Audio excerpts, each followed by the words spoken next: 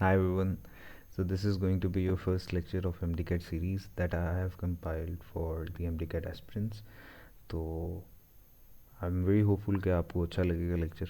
In this lecture we are going to cover the biological molecules. Of course एक lecture में cover करना it's not possible, तो इसके different parts होंगे. This is going to be your first part. और इसमें जितना cover हो सकता हुआ हम करेंगे. अच्छा, according to latest PMDC syllabus मतलब कि 2025 के हिसाब से आपके पास बायोलॉजिकल मॉलिक्यूल्स का ऑलमोस्ट सारे चैप्टर ये है. Importance of water, carbohydrate, proteins, lipids, nucleic acid. Nucleic acid में भी दोनों RNA एंड DNA. RNA में RNA की टाइप्स हैं और DNA का ऑलमोस्ट न्यूक्लियोटाइड का सारा स्ट्रक्चर, और वो सारा का सारा हम डिस्कस करेंगे. सेकेंडली इस लेक्चर में हम तमाम प्रोविंसेस की जो भी इंफॉर्मेशन है उसको कवर करेंगे. आखिर में बुक रीड भी करेंगे, कुछ MCQs भी साथ साथ डिस्कस कर लेंगे अगर टाइम मिला. और या दैट्स इट. की जो होगी ना वो लेक्चर के ऊपर में आपको मिल रही होगी कि कौन सी बुक की इंफॉर्मेशन कौन से कलर से हाईलाइट की गई है. सो या enjoy the lecture. You to go through that first. उसके बाद सेकेंडली उसी लेक्चर में मैंने आपको बताया था कि क्योंकि मैं तो तमाम प्रोविंसेस की इंफॉर्मेशन को कवर कर रहा हूँ. ठीक है, जो फॉर एग्जांपल जो बलूचिस्तान टेक्स्ट बुक की जो इन्फॉर्मेशन होगी I am going to write it in blue. जो KPK की इंफॉर्मेशन होगी I am going to write it with yellow background. Punjab की फेडरल, और जो सब के लिए मुश्तरका है. ठीक है, एक मुश्तरका जैसे होता है ना बीच की बिल्ली. जब खेल रहे होते हो क्रिकेट में तो एक बीच की बिल्ली होती है जो दोनों टीम की तरफ से खेलती है. तो जो बीच की बिल्ली है जो तमाम की तमाम प्रोविंसेस की बुक में जो है जनरल बात है, सेम बात है, रिपीटेड बात है, वो तो ऑफकोर्स आपने करनी है. उसको हम ऑफ कोर्स रेड या वाइट कलर से नोट करेंगे. और इसके अलावा कुछ अगर एक्स्ट्रा इंफॉर्मेशन है to build up your concepts, या फिर तो वो बच्चा जो कि एक होता है ना तालिब इल्म नाम से ही है ना, तालिब किसका, इल्म का, राइट. तो कोई अगर ज़्यादा इल्म का तालिब है तो वो उसके लिए एक्स्ट्रा नोट्स हो गए, एक्स्ट्रा इंफॉर्मेशन होगी. ठीक है, तो विदाउट एनी फर्दर डिलू, देखो अंग्रेज़ी चेक करो. Without any further delay let's start the lecture. अच्छा जी, biological molecules. Before I think इस सब को हम करें, I want you to imagine कि अभी बिग बैंग हुआ है. ठीक है, meaning to say we are going to पीछे जा रहे हैं हम. ठीक है, टाइम में पीछे जा रहे हैं थोड़ा सा, 13.8 billion years ago, right. This ये जो टाइम लाइन है ये तो आपको एवोल्यूशन वाले चैप्टर में मिलेगा, जब बिग बैंग हुआ था, जब when there was nothing. Alright, now हुआ कुछ ऐसा था कि 20वीं सेंचुरी के मिड में ना, ठीक है, आई थिंक साइंटिस्ट है, इनका नाम था हबल. आई थिंक जो हबल के नाम से उनका कोई नाम था, you can check it out of course. उन्होंने in the mid of 19th century, in the mid of 20th century, उन्होंने ये बताया through telescopic observation of course कि लाइट जो है वो जो लाइट स्टार्स की तरफ से आ रही है या जो गैलेक्सीज की तरफ से लाइट आ रही है वो रेड शिफ्टेड है. अब फिज़िक्स में आपने डॉपलर शिफ्ट में डॉपलर इफेक्ट में जो डॉपलर शिफ्ट वाला कॉन्सेप्ट है वो पढ़ा था कि अगर कोई चीज़ ऑब्जर्वर के करीब आ रही है, राइट, तो उसकी फ्रीक्वेंसी हाई होनी चाहिए, उसकी वेवलेंथ कम होनी चाहिए. Meaning to say it should, अगर वो लाइट है for example if you are talking about photon, then that photon should lie in the high frequency spectrum. ठीक है, मीनिंग टू से ब्लू या फिर तो ब्लू वाले स्पेक्ट्रम के करीब करीब होना चाहिए, अल्ट्रा वायलेट स्पेक्ट्रम के तरफ होना चाहिए उस वेवलेंथ का शिफ्ट, राइट. तो हमें पता लगेगा कि भाई ये जो प्लैनेट है या ये स्टार है ये, या फिर तो ये ऑब्जेक्ट जो है ये हमारे करीब आ रहा है, राइट.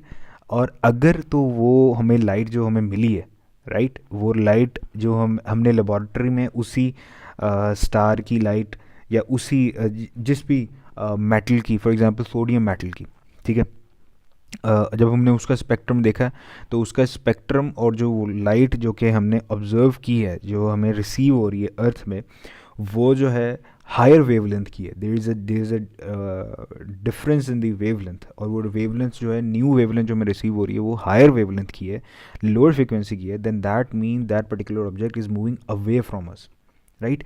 अच्छा, अब मज़े की बात ये आई थी कि जब हबल ने ये बात की, जब उन्होंने ये बात की, ऑफ कोर्स रिस्पेक्ट, उन्होंने ये बात की तो फिर तहलका मच गया, राइट। ऑफ कोर्स तहलका तो मचना ही मचना था, क्योंकि ये बात प्रूव कर रही थी कि यूनिवर्स एक्सपैंड कर रहा है, right. Everything is moving away, और हर चीज़ जो है दूर दूर जा रही है। आई डोंट, ये कान में क्यों नहीं बैठ रहा सही तरीके से, गिरी जा रहा है बार बार। ऑलराइट यार, अब ये गिरना नहीं चाहिए, होपफुली नहीं गिरेगा, इंशाल्लाह। हाँ, नहीं यार, हाँ जी, I am not a professional social media player, इसलिए मुझे चीज़ों का पता नहीं है। बट ये क्या, आई थिंक ये माइक की जो है ना, इस तार की वज़न की वजह से, वरना क्योंकि ये तो फिट है, तार की वज़न की वजह से ये गिर जाता है। अच्छा जी, खैर, होपफुली अब सही है। अच्छा जी, उसको ना थोड़ा सा अगर मैं इस तरह से करूँ then it's going to be good. यार क्या है यार, टाइम ज़ाया कर रहा है। अच्छा जी, मैं बोलता भी हूँ, इसको भी सेट करता हूँ। अच्छा जी, हबल ने जब ये बात की, ठीक है, अब समझ जाओ कि ये वो वाला टाइम है जब इवन जो आइंस्टाइन ने जो बात की थी, राइट, कि एवरीथिंग इज़ रिलेटिव, ठीक है, तो उनको जो चर्च की तरफ से सारी ऑपोजिशन मिली थी, देखने को मिली थी, राइट। एक आइंस्टाइन जो कि अभी 19th सेंचुरी की बात है, और ये हम उससे भी पहले की बात कर रहे हैं, राइट। तो उस टाइम क्या सीन हुआ होगा सोसाइटी में, राइट, उस टाइम क्या हंगामा मच गया होगा, बिकॉज न्यूटन जो था वो he was a very Payas person, ठीक है, और if I am not wrong he was a Christian, right. पता नहीं ज्यूज़ थे या क्रिश्चियन थे, लेकिन जो भी थे, जो भी उनका था, ही वॉज अहले किताब, ठीक है। और तो लाइक वो बड़े पायस थे, तो उन लोग उनकी बात, जो उन्होंने बात कहती थी ना, फॉर एग्जांपल एक प्रॉफिट की तरह, प्रॉफिट ने बात कह दी तो वो हरफ आखिर है, वो पत्थर पे लकीर है, राइट, तो वो गलत नहीं हो सकती। तो जब आइंस्टाइन ने आके न्यूटन को गलत किया था, तो it was a whole new picture, right. Society में हंगामा मच गया था, ख़ास तौर पे मौलवी हजरात, क्योंकि मौलवी हजरात तो हर रिलीजन में ऑफ कोर्स होता ही होता है। जब उन्होंने ये बात की थी कि अब स्टार जो है, स्टार की तरफ से जो लाइट आ रही है, that is that is red shifted, ठीक है। तो मीनिंग टू से गैलेक्सीज और स्टार्स जो हैं वो दूर जा रहे हैं, राइट, दूर जा रहे हैं, universe is expanding. This means history में जब ये यूनिवर्स बना था तो एक टाइम होगा। फॉर एग्जांपल मैं यहाँ पे आपको समझाता हूँ। अगर एक जो है, फॉर एग्जांपल अभी जो है 2025 में एक दो ऑब्जेक्ट्स जो हैं वो एक दूसरे के इतने दूर है, राइट, फॉर एग्जांपल 1 मीटर दूर, ठीक है, 10 मीटर कर लो, 10 मीटर दूर है, तो और ये कॉन्टीन्यूसली एक दूसरे से दूर जा रहे हैं, ठीक है, अली और अब्दुल्ला एक दूसरे से दूर भाग रहे हैं। तो ऑफ कोर्स 2-3 साल पहले 2023 में फॉर एग्जांपल अली और जो अब्दुल्ला है उन दोनों के दरमियान में जो डिस्टेंस होगा वो इससे कम होगा, फॉर एग्जांपल इट्स 8 मीटर। और इसी तरीके से पीछे चलते जाएं तो हो सकता है इन 1920, फॉर एग्जांपल इन 1920, ये ज़्यादा ही मैं ले गया हूँ दूर, बट इन 1920 हो सकता है एक टाइम आया जब अली और अब्दुल्ला एक दूसरे के इतने करीब हों कि there is are not even a single centimetre फासला बिटवीन दम, ठीक है। तो अब ये वाली बात जो इनको पता लगी, ठीक है, तो सब कुछ तहलका मच गया, सिंपली, इन सिंपल वर्ड। अब ये जो आया था ना, अब आया था बिग बैंग का कॉन्सेप्ट। ये क्या था कि भाई अब क्योंकि एक यूनिवर्स स्टार्ट हुआ है, एक आई थिंक इट्स सिंगुलैरिटी कहते हैं इस पॉइंट को, खैर ये इस एक ऐसे पॉइंट पे जिस पॉइंट का टेम्परेचर बहुत ही ज़्यादा था, when I am talking about temperature बहुत ज़्यादा था, आई एम टॉकिंग अबाउट 10⁻32 केल्विन। और जब मैं कहता हूँ कि इट्स दैट पॉइंट्स, और जो हर चीज़ थी, जितना मैटर था वो बहुत ज़्यादा क्लोजली पैक था एक टाइनी स्पेस में, then I am talking about 10⁻23 centimetre. And when I am saying high density थी उस पर्टिकुलर पॉइंट की, then I am talking about 10⁻97 kilogram per metre cube. और उस पॉइंट पे आके यूनिवर्स फट गया, ठीक है। अच्छा, अब फट गया तो मैं अपने तरफ से कह रहा हूँ, राइट, ब्लास्ट हो गया, ठीक है, इट ब्लू अप। और जब सब कुछ हुआ और सारी की सारी चीज़ें एक दूसरे से बिखर गई, और उस दिन से लेकर आज तक सारी चीज़ एक्सपैंड कर रही है, एक दूसरे से दूर जा रही है, राइट। अब ये वाली कॉन्सेप्ट, अब जब यूनिवर्स से फट गया ना सब कुछ, पहले तो बिग बैंग से कुछ भी नहीं था, बिग बैंग से पहले कुछ भी नहीं था, साइंस कहती है right, there was no time, there was nothing, there was it's nothing, और it's meaningless to ask that what was before big bang, क्योंकि बिग बैंग से पहले टाइम था ही नहीं, राइट, टाइम एग्जिस्ट ही नहीं कर सकता था, टाइम एग्जिस्ट ही नहीं करता था। लेकिन बिग बैंग जब हुआ, अब जो पहले 30 मिनट है ना, 30 मिनट तो छोड़ो, पहले 3 मिनट बिग बैंग के बाद, वो इतने मज़े के हैं, और इस पे इतनी थ्योरीज हैं, बिकॉज थ्योरीज ही कह सकते हैं ना, there is not even a single law. अब वो इतना को मज़े का है ना कि फॉर एग्जांपल फिर क्वार्क्स थे, क्वार्क्स मिले, इलेक्ट्रॉन हुआ, इलेक्ट्रॉन मिले, प्रोटॉन, प्रोटॉन बना, प्रोटॉन मिलके एक एटम बना, और हमारे पास हाइड्रोजन जो है का पहला पहला जो पहला एटम था पीरियोडिक टेबल में, जितने भी एलिमेंट ना पड़ते थे, the first element that was formed after the big bang was the simplest of all of them. वो कौन सा है? Hydrogen of course. तो हाइड्रोजन आपके पास बना। अब हाइड्रोजन जो आपके पास बन गया, हाइड्रोजन, फिर हीलियम बनी, हीलियम से बाद ऑफ कोर्स बहुत सारा लंबा प्रोसेस है। There is a very famous I think theory, पता नहीं किस साइंटिस्ट की है, it's called 3 minutes after big bang theory. आप सर्च कर सकते हो if you want to read it. बड़ी मज़े की है कि कैसे कैसे फिर एटम बने एंड ईच एंड एवरीथिंग। अच्छा जी, अब आप ये सोचो हाइड्रोजन बनी थी तब, और I have read in a book, ठीक है, शायद मेरे पास यहाँ पे पढ़ी हो, पता नहीं कौन, नहीं राइटर का नाम यहाँ से नज़र नहीं आ रहा, एक मिनट देखने दो मुझे। राइटर का नाम है भाई यही सैयद इकबाल ज़हीर। अच्छा, सैयद इकबाल ज़हीर की बुक मैंने पढ़ी थी। इन बुक में इन्होंने, अब पता नहीं ये बात मैंने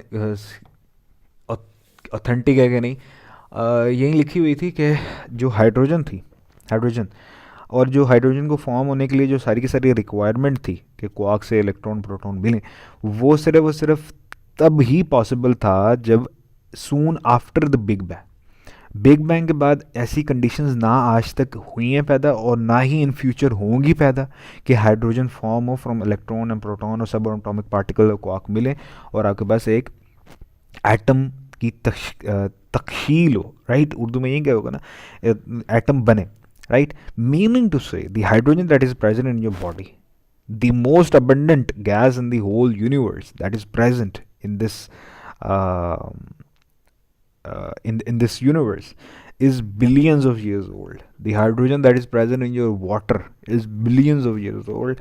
आप इतनी पुरानी जो है कोई चीज़ को खार को की बिना पर जिंदा हो, राइट।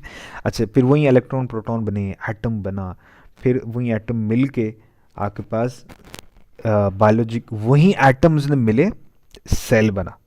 सेल से भी पहले वही एटम मिले, ऑफ कोर्स उन्होंने बॉन्ड बनाए, मॉलिक्यूल्स बने, कंपाउंड्स बने, वही कंपाउंड से सेल बना, उन्हीं सेल से आप बने। सो आप जो बने हो, the living creation of this modern world is because of a result of billions, and more specifically around 14 billion year of hard work and dedication. And I would dedication इसलिए क्योंकि of course बनाने वाले ने अच्छे तरीके से बनाया ना, there is not even a single error that we see in our body। वो अलग बात है जब हम कहते हैं कि for example we say कि what is the role of appendix या what is the role of tailbone, right, in human body। अगर उसका कोई रोल ही नहीं था तो क्यों बनाई? That's not an error. आज से कुछ साल पहले जब हमें नहीं पता था कि भाई आपकी बॉडी में for example white blood cell का क्या रोल है, देन दैट डजंट मीन कि हम उस टाइम कहना स्टार्ट कर दें कि इसका कोई फंक्शन ही नहीं है, ये सारा फजूल है, राइट।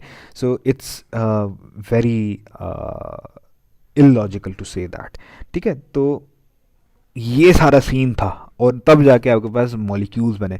तो मैंने यहाँ पे बायोलॉजिकल मॉलिक्यूल की डेफिनेशन भी दे दी है। खैर ये 15 मिनट जो भी थे, इट्स वो जस्ट एन इंट्रो टू आप लोगों के लिए कि आपकी अटेंशन जो है मैं ग्रैब करूँ इस लेक्चर के लिए, because this lecture is going to be very very interesting इंशाल्लाह, और बहुत सारे कॉन्सेप्ट हम क्लियर करने वाले हैं। And when I am talking about billion, billion में पता ही है ना कितने जीरो होते हैं? 9 zero, right, 9 zero. And I am talking about not a single billion, I am talking about 14 billion, more specifically 13.8 billion, ठीक हो गया। तो या यही चीज़ है। हाइड्रोजन देख लो, वहाँ से स्टार्ट हुआ पहले एटम से, फिर आज हम कॉम्प्लेक्स मॉलिक्यूल्स और बायोलॉजिकल मॉलिक्यूल्स और या बायो मॉलिक्यूल्स में, उसको हम पढ़ने जा रहे हैं। हाइड्रोजन एट द टाइम जब कुछ भी नहीं था, वो थी ना, अकेली थी, राइट। इकबाल का बड़ा मशहूर इस पे शेर भी याद आ गया, तू ए मुसाफिर शब खुद चिराग बन अपना, राइट। तू ए मुसाफिर शब खुद चिराग बन अपना, कर अपनी रात को दागे जिगर से रोवानी, अपनी दागे जिगर से खुद को रोवानी दे, खुद को बना, right. It's going to be like, आप जब बनना होता है ना, जब आप स्टार्ट कर रहे होते हो, जब किसी चीज़ का अगर तहिया कर लिया है कि भाई करनी है, तो स्टार्ट में आप अकेले ही होते हो, there is no one. Start में आप अकेले ही होते हो, you have to suffer the all the pain, सारी चीज़ें खुद ही करनी होती हैं। फिर जाके जो है एक कॉम्प्लेक्स ऑर्गेनिज्म जैसे कि क्रिएट हुआ है, इसी तरीके से आपके भी और एक इंसान की लाइफ में भी जो कॉम्प्लेक्स ड्रीम्स हैं जिसका वो ख्वाहिश करता है, वो तकशील होती हैं। आई डोंट, यार मेरी उर्दू वीक है, ठीक है, हंसना नहीं। चले जी, स्टार्ट करते हैं। Biological molecules, as we have discuss biological molecules, जिसको बायो मॉलिक्यूल्स भी आप हम कह सकते हैं।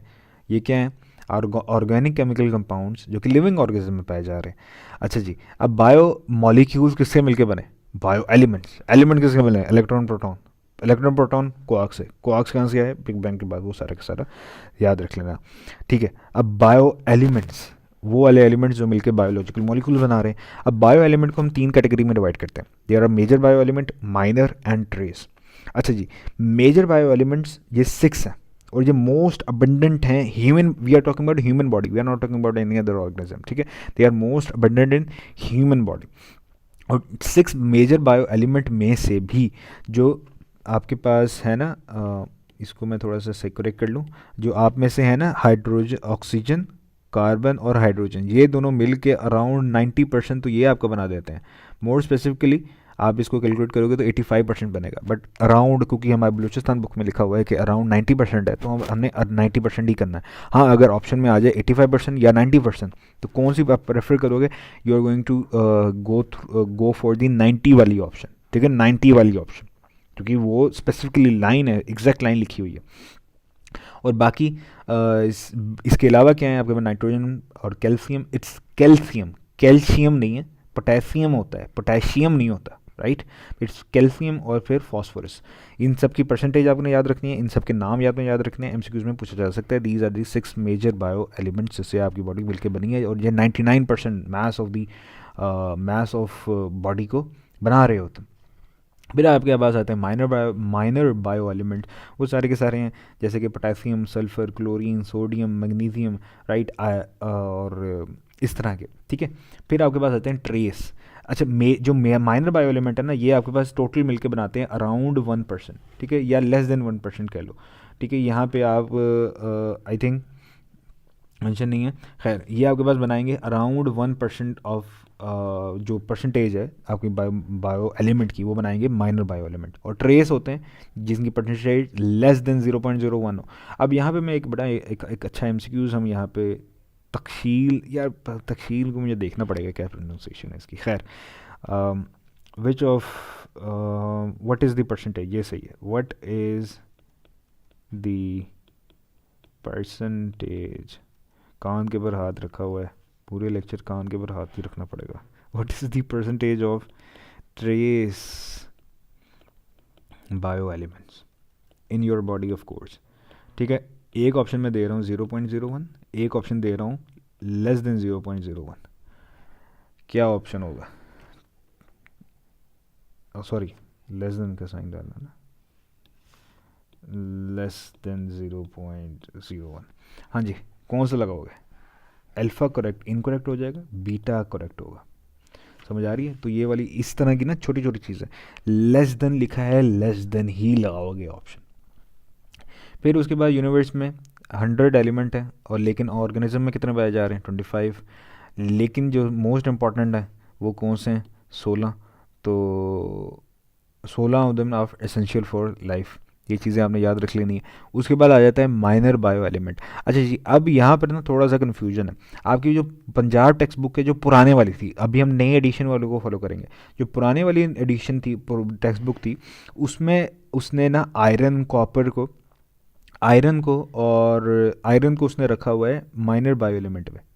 हालांकि आयरन को आपने माइनर बायो एलिमेंट में नहीं रखना है, आयरन को आपने ट्रेस में ही रखना है। क्योंकि देखो ना, उसने परसेंटेज भी लिखी हुई है 0.04, और हमने कहा था इनकी कितनी परसेंटेज होनी चाहिए। ये तो टोटल मिलाकर 0.01% बनती है, लेकिन लाइक जो इससे भी कम हो वो 0.01% से कम ही होती है। तो आयरन इज़ अ माइनर और ट्रेस बायो एलिमेंट, ठीक है। और ये बलूचिस्तान बुक्स में जितने ट्रेस बायो एलिमेंट है वो सारे के सारे मेंशन है। इनमें से कोई एमसीक्यूज पूछ सकता है, वो एमसीक्यूज दे सकता है कि which of the following is a trace bio element. तो जो इनमें से कोई भी होगा, आयरन हो जाएगा, जिंक हो जाएगा, राइट। और इसके अलावा आपके पास मैग्नीज भी है, आयोडीन भी है, कॉपर भी है। ये सारे के सारे आपके पास फिर आ जाएंगे ट्रेस बायो एलिमेंट में। तो ये वाली ऑप्शन लगानी है आपने। अच्छा जी, अब बायोलॉजिकल मॉलिक्यूल्स, जैसे कि हर क्लास में होता है ना, ठीक है। ये तो हो गया बायोलॉजिकल मॉलिक्यूल का इंट्रोडक्शन। अब हर क्लास में दो तरह के लोग होते हैं। वैसे तो काफ़ी तरह के होते हैं, लेकिन दो तरह के कर लेते हैं। दो तरह के लोग होते हैं। एक होते हैं मोटे सांड, ठीक है। सांडू क्या कहते हैं यार, एक ना बड़ा, खैर छोड़ो, वो दोस्तों की दरमियान में बात रहने देते हैं। खैर, अच्छा, एक होता है मोटे होते हैं, एक होते हैं पतले से होते हैं, सूखे से होते हैं, राइट। तो जो मोटे मोटे बायो एलिमेंट होते हैं उसको हम कैटेगरी में रख देते हैं मैक्रो बायो एलिमेंट्स, और जो माइक्रो बायो एलिमेंट होते हैं उनको हम पतले पतले कह लो। तो मैक्रो बायो एलिमेंट कौन से हैं? मैक्रो बायो एलिमेंट आप कह सकते हो दे आर ऑफ हाई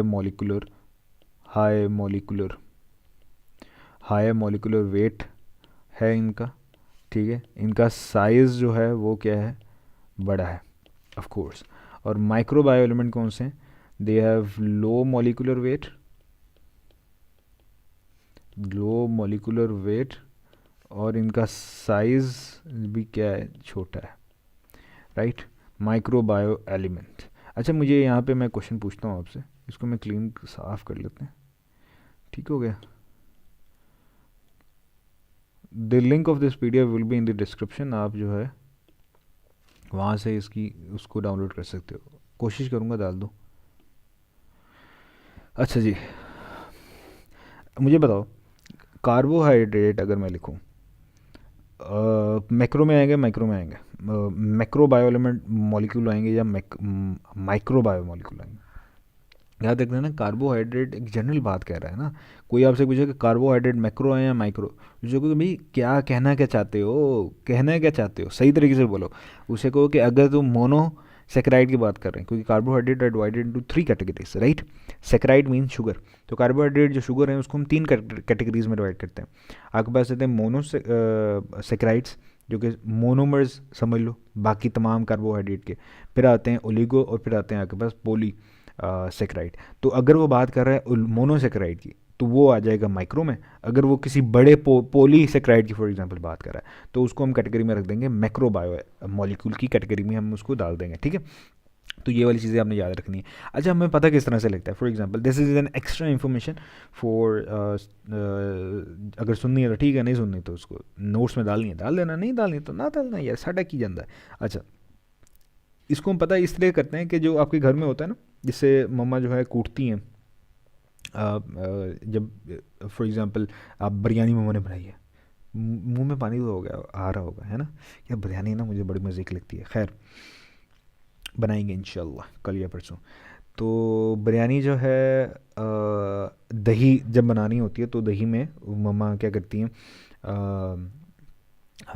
मिर्चें और धनिया कूटती हैं, राइट। तो वो कूटने वाले को क्या कहते हैं हम, या उर्दू में क्या कहते हैं उससे, जो भी कहते हैं, समझ तो गए होगे ना। उस कूटने वाले, बेलन आई थिंक कहते हैं उसको, जो है हम उसके अंदर जो भी हमारे पास, फॉर एग्जांपल एक स्टार्च है, स्टार्च, ठीक है। स्टार्च कहाँ से आएगी हमारे पास, फॉर एग्जांपल अनियन हमने ले लिया, ठीक है। अनियन को हम लेंगे, उसके अंदर डालेंगे, उसको कूटेंगे, उसको कूट के हम उसका सोल्यूशन बनाएंगे। सोल्यूशन को सा हम डाल सकते हैं, या सोल्यूशन ये डिपेंड करता है कि आपने कौन सा रखना है। फॉर एग्जांपल सोल्यूशन में कोई एसिड आप डालोगे, ठीक है। एसिड डाल के उसका सोल्यूशन बनाओगे, ठीक है। और सोल्यूशन को फिर आप एक फ़िल्टर पेपर से, एक स्पेशल फ़िल्टर पेपर से ऑफ कोर्स, उससे गुजारोगे। अब फ़िल्टर पेपर से जब आपने गुजारा उसको, इसको थोड़ा सा यार क्लीन करके डालते हैं, क्योंकि अच्छा, अब आपने फ़िल्टर पेपर से उसको गुजारा, ये आपने गुजारा उसको फ़िल्टर पेपर से, ये एक छोटा सा है, ये आपने सोल्यूशन बना लिया था। आपने अपना सोल्यूशन जो भी आपने बनाया उसको अपने फ़िल्टर पेपर से डाला। अब फ़िल्टर पेपर के ऊपर जो रह जाएंगे, फ़िल्टर पेपर के ऊपर जो चीज़ें रह जाएंगी आपके पास, ठीक है, उसको आप कहते हो रिडेंटेट, रिडेंटेट। और जो नीचे आ जाती है, फ़िल्टर पेपर से पास कर जाती है, वो उसको आप कहते हो, उसको कहते हो फ़िल्ट्रेट। तो आपने देखा, साइंटिस्ट ने देखा कि यार जब हम इस तरह से करते हैं ना, जब हम एग्जामिन करते हैं, तो कुछ ऐसे मॉलिक्यूल्स हैं जो कि रिडेंटेट में आ जाते हैं, फिल्टर पेपर से गुजरते ही नहीं है, उसको हमने नाम दे दिया मैक्रोबायोमोलिक्यूल्स का। और जो फिल्ट्रेट में आ जाते हैं उसको नाम दे दिया हमने माइक्रोबायोमोलिक्यूल्स का, right. So that was the concept. अब आ जाता है आपके पास दो इम्पॉर्टेंट कुछ रिएक्शंस हैं जो कि अभी हमने पूरे लेक्चर में हमने जो है काम आएंगी, जे वाली टर्मिनोलॉजी। एक होती है कंडेंसेशन, एक होती है हाइड्रोलिसिस। देखो जी, अब हमने डिस्कस कर लिया ना कि यार देखो हाइड्रोजन से बात स्टार्ट हुई थी, ऐसा ऐसा बाकी सारे बने। फॉर एग्जांपल एक अमाइनो एसिड बन गया, अमीनो एसिड या अमाइनो एसिड जो भी कहते हो। अब अमाइनो एसिड बन गया, अमाइनो एसिड जब जुड़ते हैं तो आपके पास क्या बनती है, एक लॉन्गर प्रोटीन की पॉलीपेप्टाइड की चेन बन जाती है। अब किस तरह से वो जुड़ेंगे, किस रिएक्शन के थ्रू जो जुड़ेंगे, या फिर तो आप कोई चीज़ खाते हो, आपने कोई चीज़ खाई, ठीक है, आज भूख लग रही थी, बिरयानी फॉर एग्जांपल हम डिस्कस कर रहे थे, बिरयानी मैंने बनाई, मैंने खाई। वो बिरयानी जब मैंने खाई, अब मेरी बॉडी उसको क्या करती है, तोड़ती है, डाइजेस्ट करती है, right. Digestion is the break down of complex molecule into simpler substances जो कि अब्जॉर्बेबल हों, बॉडी इसको अब्जॉर्ब कर सके। तो उसको बॉडी ने तोड़ा, और जो तोड़ने वाला प्रोसेस था वो कौन सा था, तो याद रख लेना ना, जोड़ने वाला प्रोसेस, कंबाइन, सी से याद रख लो, कंबाइन, कंबाइन करने वाले प्रोसेस को कहते हैं कंडेंसेशन, वो वाला रिएक्शन को कहते हैं हम कंडेंसेशन रिएक्शन। और जो टूटने वाला होता है उसको हम कहते हैं हाइड्रोलाइसिस। इससे आप याद रख लो, हाइड्रोलिसिस या हाइड्रोलाइसिस। हाइड्रोलिसिस आप याद रख लो, फॉर एग्जांपल जब खाना खाते हो, खाना खाने से पहले क्या पीते हो, पानी। तो पानी के H से H2O, पानी से H से हाइड्रोलिसिस, ठीक है।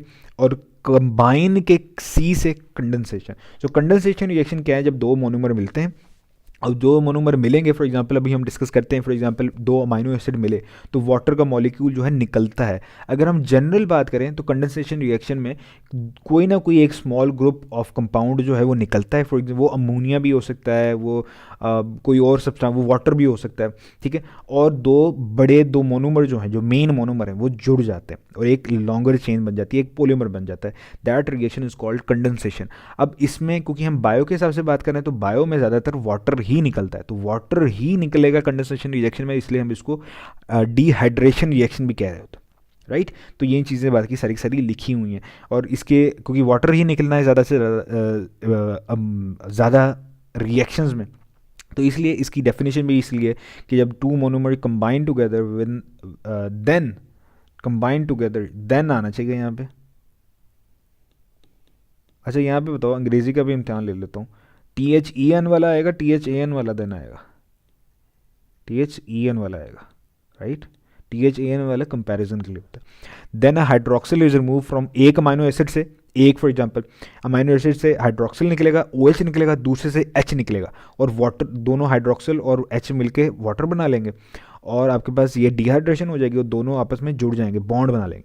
जाहिर सी बात है ना, फॉर एग्जांपल बॉन्ड, मैं बैठा हुआ, मैंने किसी के साथ हाथ मिलाना है, उससे हाथ मैंने उससे मिलाना है। फॉर एग्जांपल मेरे हाथ में ये पेन है, अब मैं उसको किस तरह से हाथ मिला सकता हूँ, जाहिर सी बात है मुझे पेन गिराना पड़ेगा या छोड़ना पड़ेगा, तभी मैं उससे हाथ मिला सकता हूँ। तो एक अमाइनो एसिड दूसरे अमाइनो एसिड से कब जुड़ेगा, जाहिर सी बात है तभी जुड़ सकता है ना जब उसके पास हाथ उसका फ्री हो। तो वो हाथ फ्री किस तरह से कर सकता है, वो इस तरह से कर सकता है कि भाई एक जो है हाइड्रोक्सिल निकाल दे, दूसरा जो है हाइड्रोजन निकाल दे। अब क्वेश्चन पैदा होता है कि यार दोनों क्यों नहीं हाइड्रोजन निकाल देते, दोनों क्यों नहीं हाइड्रोक्सिल निकाल देते। The reason is that the जो आपके पास प्रोडक्ट बनता है वो स्टेबल होना चाहिए, ठीक है, स्टेबल होना चाहिए। तो water is a stable compound, right, it's stable, वो रिएक्ट नहीं करेगा, ठीक है। तो जो प्रोडक्ट बना है, पॉलीमर बना है, वो स्टेबल रहेगा, राइट। अगर वो हम उस पॉलीमर को रखेंगे ही उस कंडीशन में जिस कंडीशन में रिएक्टिव सॉल्वेंट मौजूद है तो वो उसी टाइम टूट जाएगा, राइट। तो ये है हमारे पास कंडेंसेशन रिएक्शन। और hydrolysis, of course hydrolysis opposite कर लो।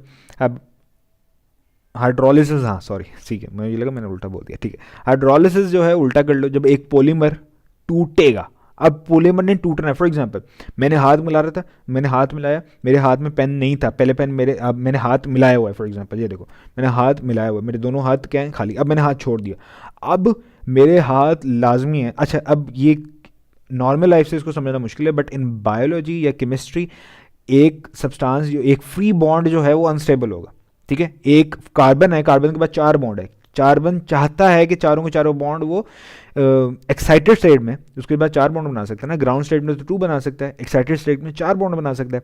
तो एक्साइटेड स्टेट में कार्बन चाहता है 4 ही बॉन्ड बनाए, 3 बॉन्ड वो नहीं बनाएगा। क्यों नहीं बनाएगा? क्योंकि वो अनस्टेबल है। तो अब मैंने हाथ छोड़ दिया, अब मेरे हाथ खाली हैं, अब मैंने जल्दी से कोई ना कोई बॉन्ड बनाना है। तो हाइड्रोलिसिस में क्या होता है, जब पॉलीमर टूटा, एक पॉलीमर जो है हाइड्रोक्सिल पिक कर लेता है, दूसरा जो है हाइड्रोजन पिक कर लेता है, और किस तरह से लेता है, वाटर से। वाटर टूटता है, हाइड्रोक्सिल में टूट जाता है वाटर। वाटर टूटेगा किस में, वाटर टूटेगा इंडो हाइड्रोक्सिल और एक हाइड्रोजन या प्रोटॉन कह लो। तो हाइड्रोक्सिल एक अमाइनो एसिड पिक कर लेगा और प्रोटॉन जो है वो दूसरे वाला पिक कर लेगा, और इस तरह से वो दोनों मोनोमर जिससे पहले पॉलीमर मिलके बना था वो जो है दोबारा से मोनोमर बन जाएंगे। Now this information is also present in your federal book, pink colour किसके लिए होता है, फेडरल के लिए। तो जितने भी डाइजेशन रिएक्शंस हैं आर एग्जांपल ऑफ हाइड्रोलाइसिस या हाइड्रोलिसिस।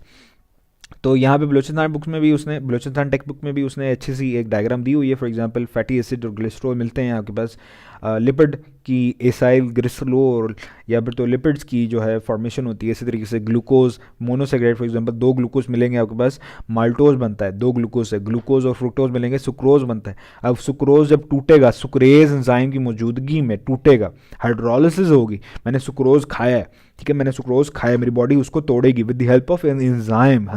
एंजाइम को हमने अगले चैप्टर में डिस्कस करना है।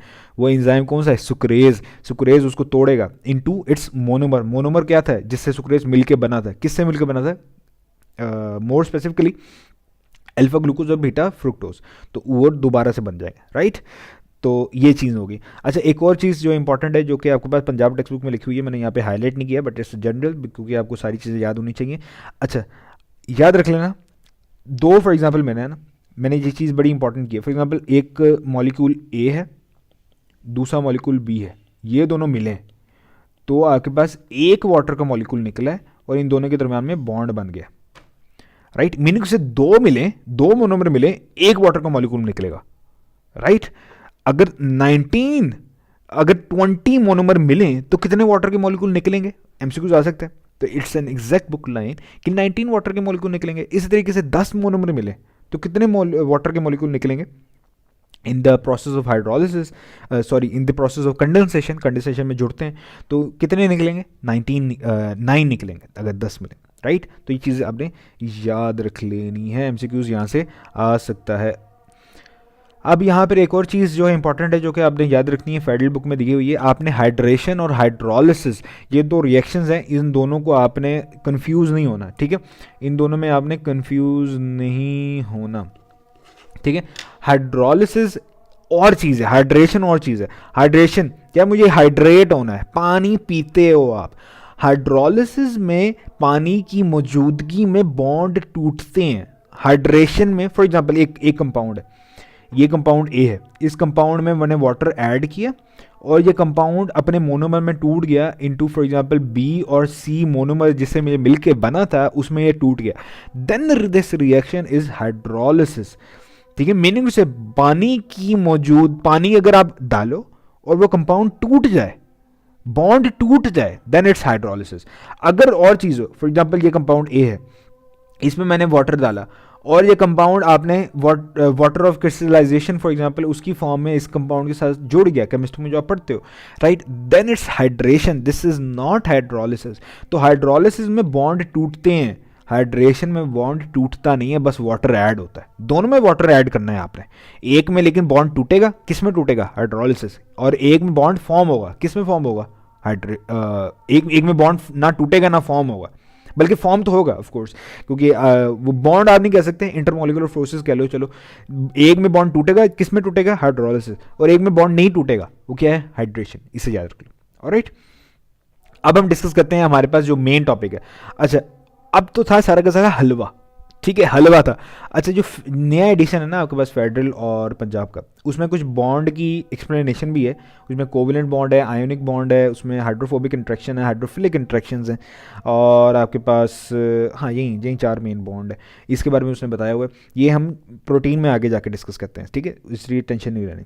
अभी हम डिस्कस करने जा रहे हैं अपने मेन टॉपिक। तो अभी तक सब कुछ हलवा था भाई, सब कुछ हलवा था। अभी अभी जल्दी से आप कह दो बायोलॉजिकल मॉलिक्यूल्स को हाय, ठीक है, क्योंकि उनका आशीर्वाद होता है ना उर्दू में, आशीर्वाद, क्या कहते हैं यार, हिंदी एक तो थोड़ी सी मुश्किल है, आशीर्वाद, हाँ आशीर्वाद लेने की हमें ज़रूरत है, because now it's going to be the main topic जो हम डिस्कस करने जा रहे हैं, ठीक है।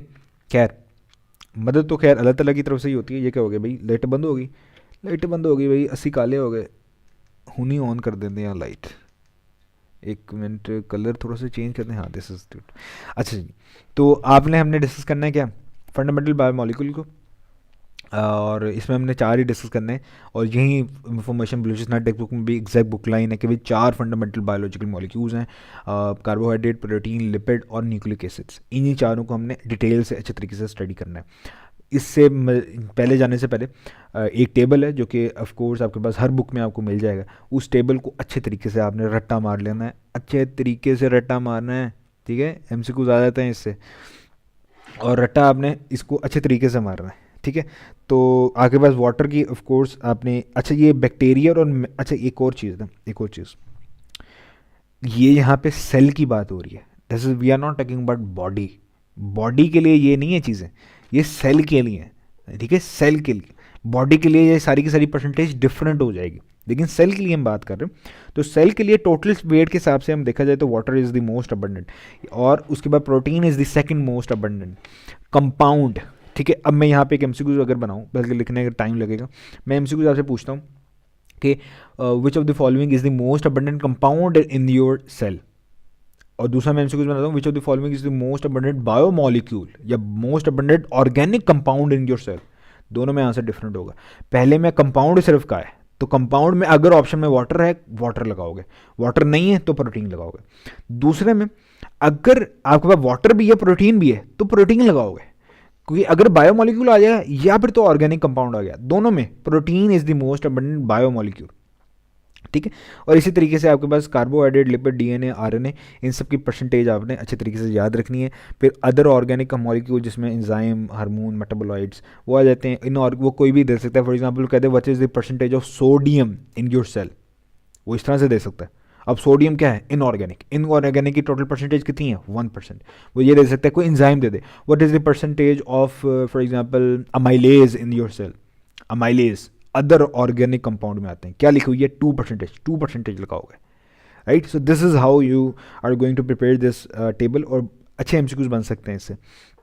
और इसके दूसरी चीज़, पहली चीज़, दूसरी चीज़ वो ये पूछ सकता है फॉर एग्जांपल कि मेमोलियल सेल में बताओ प्रोटीन और कार्बोहाइड्रेट इन दोनों की परसेंटेज को मिलाएं तो रिजल्ट क्या बनता है, क्या बनेगा। मेमोलियन में आपके पास प्रोटीन की परसेंटेज 18 और कार्बोहाइड्रेट की है 4, मुझे ये टेबल भूला हुआ है, मुझे याद करना पड़ेगा यार टेबल, ये 22% बनेगी total, right, 22 is will be the right option. तो इस तरह से चीज़ें याद रखनी है। इसके अलावा पंजाब टेक्स्ट बुक जो नई है उसमें एक और चीज़ भी लगती है कि भाई जो टोटल RNA है, DNA है आपका, हाँ जो टोटल DNA है सेल के अंदर, जितना भी DNA है ना, वो कितना है, मेमोरियल सेल में बात की जाए तो 0.25 है, ठीक है। अच्छा, पॉइंट से पहले वाले डिजिट नहीं पढ़ते, ये बात याद रखनी है आपने। एक तो हर चीज़ ना हमारे यहाँ पे टीचर बताते ही नहीं है, राइट, बताई नहीं जाती, सिखाई नहीं जाती, और जो सिखाने वाले बहुत कम है। Of course there are exceptions, of course सिखाने वाले भी मौजूद हैं, but they are rare, unique है।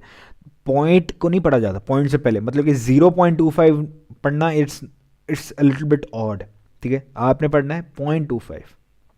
इसी तरीके से 1.25 नहीं पढ़ते, 1.25 पढ़ना है आपने, राइट। पॉइंट के बाद आपने हर डिजिट को अलग अलग पढ़ना है, कंबाइन करके नहीं बोलना। मतलब मैं बोल सकता हूँ 25.12, लेकिन मैं ये नहीं बोल सकता 25.12, right. It's a bit odd to say this. तो पंजाब टेक्स्ट में आपने याद रखना है कि लिखा हुआ है कि जितना भी टोटल डीएनए है मेमोरियल सेल में कितना है 0.25 is the 100% DNA that is present in your cell. उस 100% डीएनए का 2% जो है वो आपके पास माइटोकॉन्ड्रिया और क्लोरोप्लास्ट में पाया जाता है। तो ये वाली बात भी हमने याद रख लेनी है। तो इसी टेबल से हमें पता लग गया मोस्ट अबंडेंट ऑर्गेनिक कंपाउंड या बायोमोलिक्यूल आपके पास प्रोटीन है, फिर carbohydrate, and then the least abundant biomolecule आपके पास लिपिड्स आ जाते हैं। इन 4 फंडामेंटल बायोमोलिक्यूल की बात की जाए, अब मैंने इसके टेबल्स को कार्बोहाइड्रेट का मेन टॉपिक स्टार्ट करने से पहले मैंने कुछ चीज़ें हैं जो कंबाइन की हैं, क्योंकि ऑफकोर्स लेक्चर में यही तो होता है, अच्छे जहाँ से आप लेक्चर ले रहे होते हो उसका यही तो होता है कि चीज़ें आपको कंबाइन करके मिलें। तो कंबाइन की हुई हैं सारी की सारी चीज़ें आपको यहाँ पर इस चैप्टर में कहीं पे भी नहीं मिलेगी, बट आगे जाके फॉर एग्जांपल बायोलॉजिकल मॉलिक्यूल आप पढ़ोगे। बायोलॉजिकल मॉलिक्यूल में वहाँ पे केल्विन साइकिल में लिखा हुआ है कि Rubisco is the most abundant protein in this earth on earth. ठीक है, तो अर्थ में जो मोस्ट अबंडेंट प्रोटीन है कौन है? रुबिस्को। अब वो वहाँ पर बात लिखी हुई है, यहाँ इस चैप्टर में नहीं लिखी हुई, लेकिन मैंने कंबाइन कर दी है।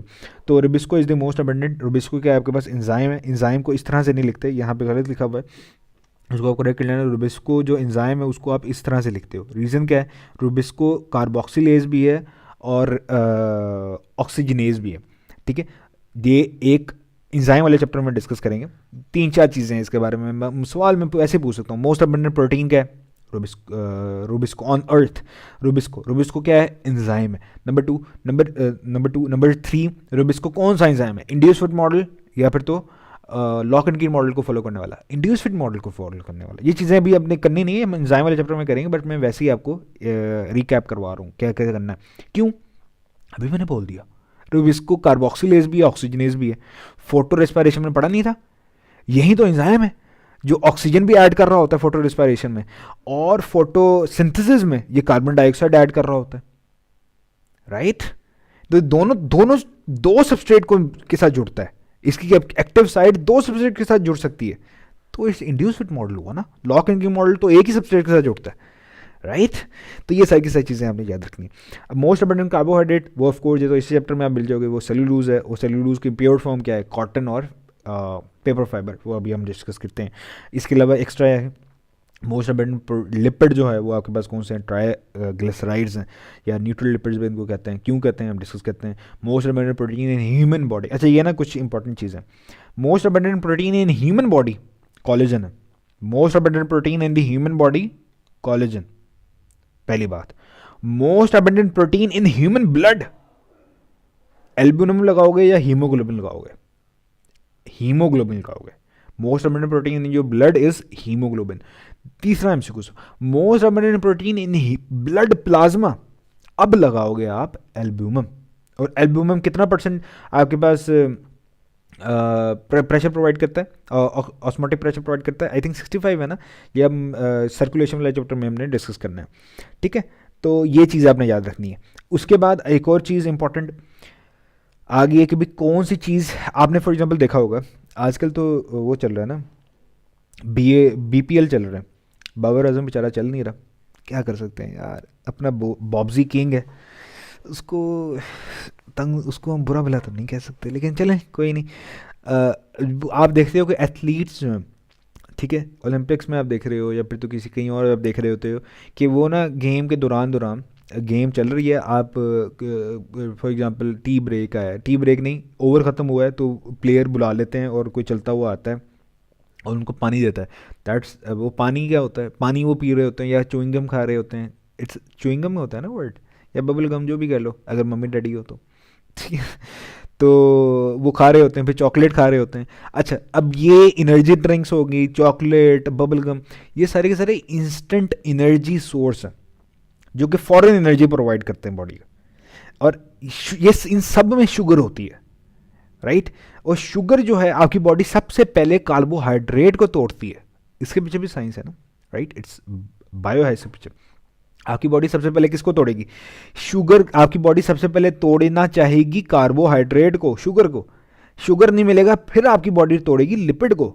मोटापा जो आपके अंदर बर्गर वगैरह खा के, pizza pizza pizza, is it pizza? मेरा भाई मुझे बड़ा तंग करता है इस बारे में यार, इट्स पिज्ज़ा पिज़्ज़ा पिज़्ज़ा, पता नहीं वो मुंह टेढ़ा करके बोलता है पिज्ज़ा या पिज़्ज़ा, पता नहीं क्या है, जो भी है यार, हमने तो बस खाना होता है, कोई चीज़ आ जाए खा जाते हैं। तो उसके बाद वो लिपिड को तोड़ती है, उसके बाद आपकी बॉडी तोड़ती है प्रोटीन्स को, राइट। फॉर एग्जाम्पल फास्ट आप कर रहे हो, आपके सेल में कोई डेड माइटोकॉन्ड्रिया पड़ा हुआ है, तो आपकी बॉडी उसको तोड़ेगी और उससे एनर्जी, उसकी प्रोटीन को तोड़ेगी, उसको उससे एनर्जी प्रोवाइड करेगी। और दूसरी इंपॉर्टेंट बात यहाँ पे, सबसे पहले तोड़ा carbohydrate, then lipid, then protein. और सबसे ज़्यादा एनर्जी तोड़ने में कौन सा प्रोड्यूस करेगा? सबसे ज़्यादा एनर्जी प्रोड्यूस होगी लिपिड से, ऑलमोस्ट ट्वाइस। ठीक है, तो ये बातें आपने याद रखनी है, इसको हम डिस्कस भी करते हैं। बट अब हम चलना चाह रहे हैं main topic, that is carbohydrates. Wow यार, 45 मिनट्स यहीं पे हो गए। खैर, कार्बोहाइड्रेट, कार्बोहाइड्रेट की डेफिनेशन से पहले, कार्बोहाइड्रेट का सिंपल वर्ड क्या है? Sugar, right. शुगर जो आप खाते हो वो क्या है? कार्बोहाइड्रेट। तो कार्बोहाइड्रेट की डेफिनेशन लिखी हुई है, it's carbohydrate are polyhydroxy aldehyde या कीटोन्स या कॉम्प्लेक्स सब्सटेंसेस जो कि हाइड्रोलिसिस, मतलब कि जब उनकी ब्रेक डाउन करें तो वो आपको देते हैं पॉलीहाइड्रोक्सी एल्डिहाइड या कीटोन सब यूनिट्स। अच्छा, अब इस डेफिनेशन का मतलब क्या है? इस डेफिनेशन में वो कहना क्या चाह रहा है, अभी हम डिस्कस कर देते हैं। फॉर एग्जांपल मैं ग्लूकोज का एक स्ट्रक्चर बनाता हूँ, यहाँ पे ग्लूकोज का स्ट्रक्चर बना रहा हूँ, 1 2 3 4 5 6, 1 2 3 4 5 6। ग्लूकोज एक अल्डोज शुगर है, मतलब कि अल्डिहाइड ग्रुप आएगा इसके साथ, ये अल्डिहाइड ग्रुप आ गया। सबके साथ आपने लगाना है, सबके साथ लगाओगे आप। राइट साइड पे क्या, भूल गया यार, मैं भी भूल गया। कोई नहीं यार, चीज़ें भूल जाती हैं, क्या कर सकते हैं। एक मिनट यार, बेइज्जती हो रही है, बेइज्जती। हाँ सही है, नहीं हुई भाई, हौसला। मैं भी स्टूडेंट ही हूँ, मैं थोड़ी ना डिस्क्लेमर मैं कहा था देखना है लाजमी। खैर, तो राइट साइड यहाँ पे आएगा ओ एच, थर्ड पे जो है ओ एच की पोजीशन डिफरेंट है, C2OH। ये आ गया आपके पास ग्लूकोज का स्ट्रक्चर। अब देखो, ग्लूकोज ये आपके पास एक मोनोमर है, ठीक है। मतलब कि ग्लूकोज को मज़ीद आप नहीं तोड़ सकते, ग्लूकोज को आप मज़ीद नहीं तोड़ सकते। मज़ीद तोड़ोगे तो ये मॉलिक्यूल में मज़ीद टूट जाएगा, एटम्स में टूट जाएगा, सिंपल वर्ड। ठीक है, क्योंकि ये सबसे मतलब छोटा है, सबसे छोटा यही है यार, खानदान का सबसे छोटा कार्बोहाइड्रेट की फैमिली में सबसे छोटे जो बच्चे हैं वो मोनोसेक्राइड हैं, और मोनोसेक्राइड की एग्जांपल मैंने लिखी है क्या है? ग्लूकोज। अब ग्लूकोज को मजीद आप नहीं तोड़ सकते, राइट। तो वहाँ पे अब पहली लाइन समझो डेफिनेशन की, ये क्या है? Polyhydroxy aldehyde. अल्डिहाइड ग्रुप यहाँ पे प्रेजेंट है, नजर आ रहा है, ये है अल्डिहाइड ग्रुप। पॉलीहाइड्रोक्सी 1 2 3 4 और इसके साथ भी एक 5 हाइड्रोक्सिल ग्रुप नजर आ रहे हैं ग्लूकोज में, तो पॉलीहाइड्रोक्सी अल्डिहाइड बन गया एक कंपाउंड। दूसरा उसने क्या है? दूसरा हम फ्रुक्टोज का स्ट्रक्चर बनाते हैं, फ्रुक्टोज C2OH। दूसरे कार्बन में कोई कीटो शुगर है, कीटो शुगर हमेशा कम से कम सेकंड कार्बन, उसके दोनों साइड पे कार्बन होता है। ये केमिस्ट्री की बात है ऑफ कोर्स, तो वहाँ से आपने देख सकते हो 3 4 5 6, इसका भी वही सीन, तीसरे कार्बन पे OH की पोजीशन डिफरेंट, और ये हो गया आपके पास सीन हो गया भाई। चलो भाई देखो, अब इस कंपाउंड को भी चेक करो अच्छे तरीके से। पॉलीहाइड्रोक्सी अल्डिहाइड और कीटोन्स, ये कीटोन कंपाउंड है और पॉलीहाइड्रोक्सी है। पहली डेफिनेशन क्लियर होगी कार्बोहाइड्रेट की। अब दूसरी डेफिनेशन के लिए मैं नीचे चाह रहा हूँ, पॉलीमर की तरफ चलते हैं। पॉलीमर, ये आपके पास सुक्रोज है, राइट, इट्स सुक्रोज। सुक्रोज में देखो, सुक्रोज को आप तोड़ सकते हो, सुक्रोज की हाइड्रोलिसिस आप कर सकते हो in the presence of an enzyme, that enzyme is called sucrase enzyme. पानी डालोगे, ठीक है, एक मोनोमर OH ले लेगा, एक मोनोमर H ले लेगा, और सुक्रोज के दो किससे मिलकर बना है, अभी हम डिस्कस करते हैं। सुक्रोज मिलकर बना है बस अल्फा ग्लूकोज और बीटा फ्रुक्टोज, तो वो दोनों फॉर्म हो जाएंगे। अब सुक्रोज में आपके पास एक है ग्लूकोज में कौन सा है? ये रिंग स्ट्रक्चर है, लेकिन स्ट्रेट स्ट्रक्चर में ग्लूकोज में क्या आ रहा था? अल्डिहाइड। और फ्रुक्टोज में क्या आ रहा था? Ketone, right. तो कार्बोहाइड्रेट क्या है? पॉलीहाइड्रोक्सी अल्डिहाइड, या पॉलीहाइड्रोक्सी कीटोन्स हैं, या फिर तो ऐसे कंपाउंड हैं जो कि पॉलीहाइड्रोक्सी अल्डिहाइड या पॉलीहाइड्रोक्सी कीटोन देते हैं ऑन हाइड्रोलिसिस। सुक्रोज की हाइड्रोलिसिस करवाओ, आपके पास पॉलीहाइड्रोक्सी अल्डिहाइड बनेगा, मतलब कि ग्लूकोज बनेगा, और पॉलीहाइड्रोक्सी कीटोन बनेगा, मतलब कि कीटोन बनेगा। So simple, right. तो ये आपके पास डेफिनेशन है किसकी, ये आपके पास भैया डेफिनेशन है कार्बोहाइड्रेट की। डेफिनेशन क्लियर होगी। अब यही लोचना डबू कहती है कि glucose is the most common respiratory substrate and also the most common monosaccharide. Respiratory substrate क्या होता है, सबस्ट्रेट होता है जो कि रेस्पिरेशन में ऑफकोर्स हम डिस्कस करेंगे जब हम रेस्पिरेशन का पूरा एनर्जी बजट बना रहे होंगे ना, ग्लाइकोलिसिस, फिर क्रेब्स साइकिल, फिर इलेक्ट्रॉन ट्रांसपोर्ट चेन, इसमें हम ग्लूकोज को मद्देनज़र रखते हुए बनाएंगे। हालांकि हम फ्रुक्टोज के मद्देनज़र रखते हुए बना सकते हैं, हम ग्लैक्टोज को भी बना सकते हैं, हम मैनोज को भी मद्देनजर रखते हुए बना सकते हैं, लेकिन हम ग्लूकोज को क्यों बना रहे हैं, क्योंकि glucose is the most common respiratory substrate, ठीक है, सबसे कॉमन है, और मोस्ट कॉमन मोनोसेक्राइड भी आएंगे, सो इसलिए, ठीक है। तो अब एक और ये तो होगी एक डेफिनेशन ग्लूकोज की, ये भी हमने ऊपर लिखी है, कार्बोहाइड्रेट की, सॉरी, ये कार्बोहाइड्रेट की जो डेफिनेशन ऊपर हमने लिखी है, ये एक डेफिनेशन है। इसी डेफिनेशन को हम थोड़ा सा ना क्लीन करते हैं। I don't think so I am able to complete this lecture in one short video, क्योंकि 1 घंटे में तो भी हमने कार्बोहाइड्रेट स्टार्ट किया है, इसको डिवाइड करेंगे यार। खैर देखते हूँ, इसको क्लीन करके हम रहें। 3 2 5 6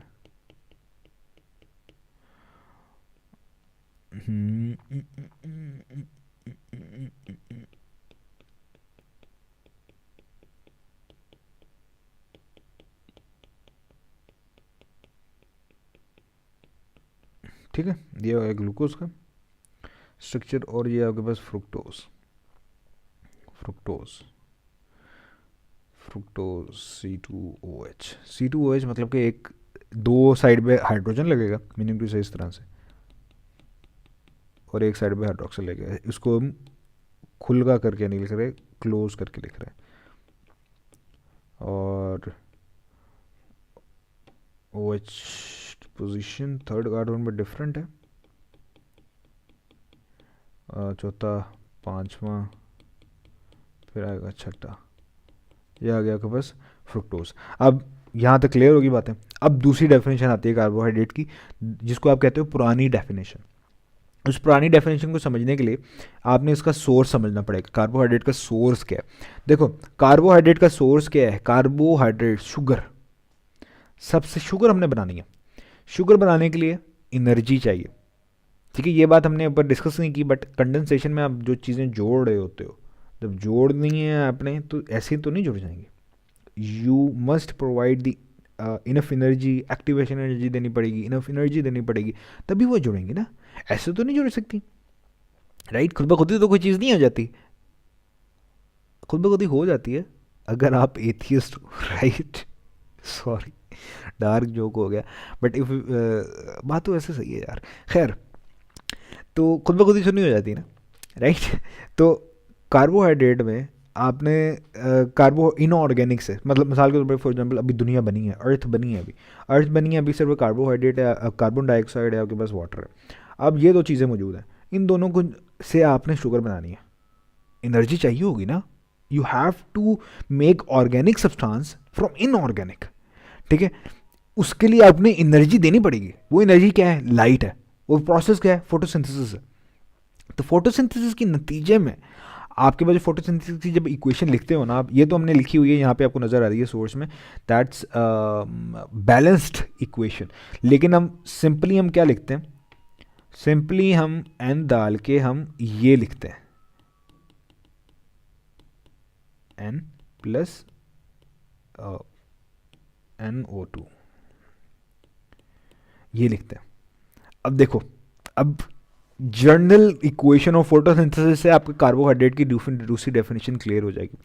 कार्बन है, कार्बन के साथ वाटर मौजूद है, मतलब ये क्या है, कार्बन हाइड्रेटेड हो गया है। पहले कार्बन के कार्बन डाइऑक्साइड की फॉर्म में था, अब कार्बन के साथ वाटर जुड़ गया, कार्बन हाइड्रेटेड हो गया और कार्बोहाइड्रेट बन गया। तो दूसरी डेफिनेशन जो ओल्ड डेफिनेशन है, पुरानी डेफिनेशन थी, वो क्या है, carbohydrate are hydrates of carbon.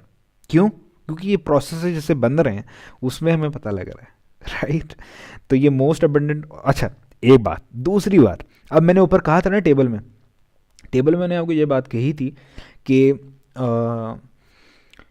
जो है ना जो जो टेबल में मेंशन है जितनी भी चीज़ें वो सेल के लिए हैं, दैट्स नॉट फॉर बॉडी या that's not for the for earth.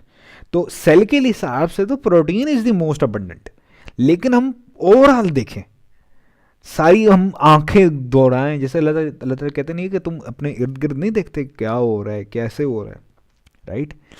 अक्लमंदों के लिए राइट निशानी है।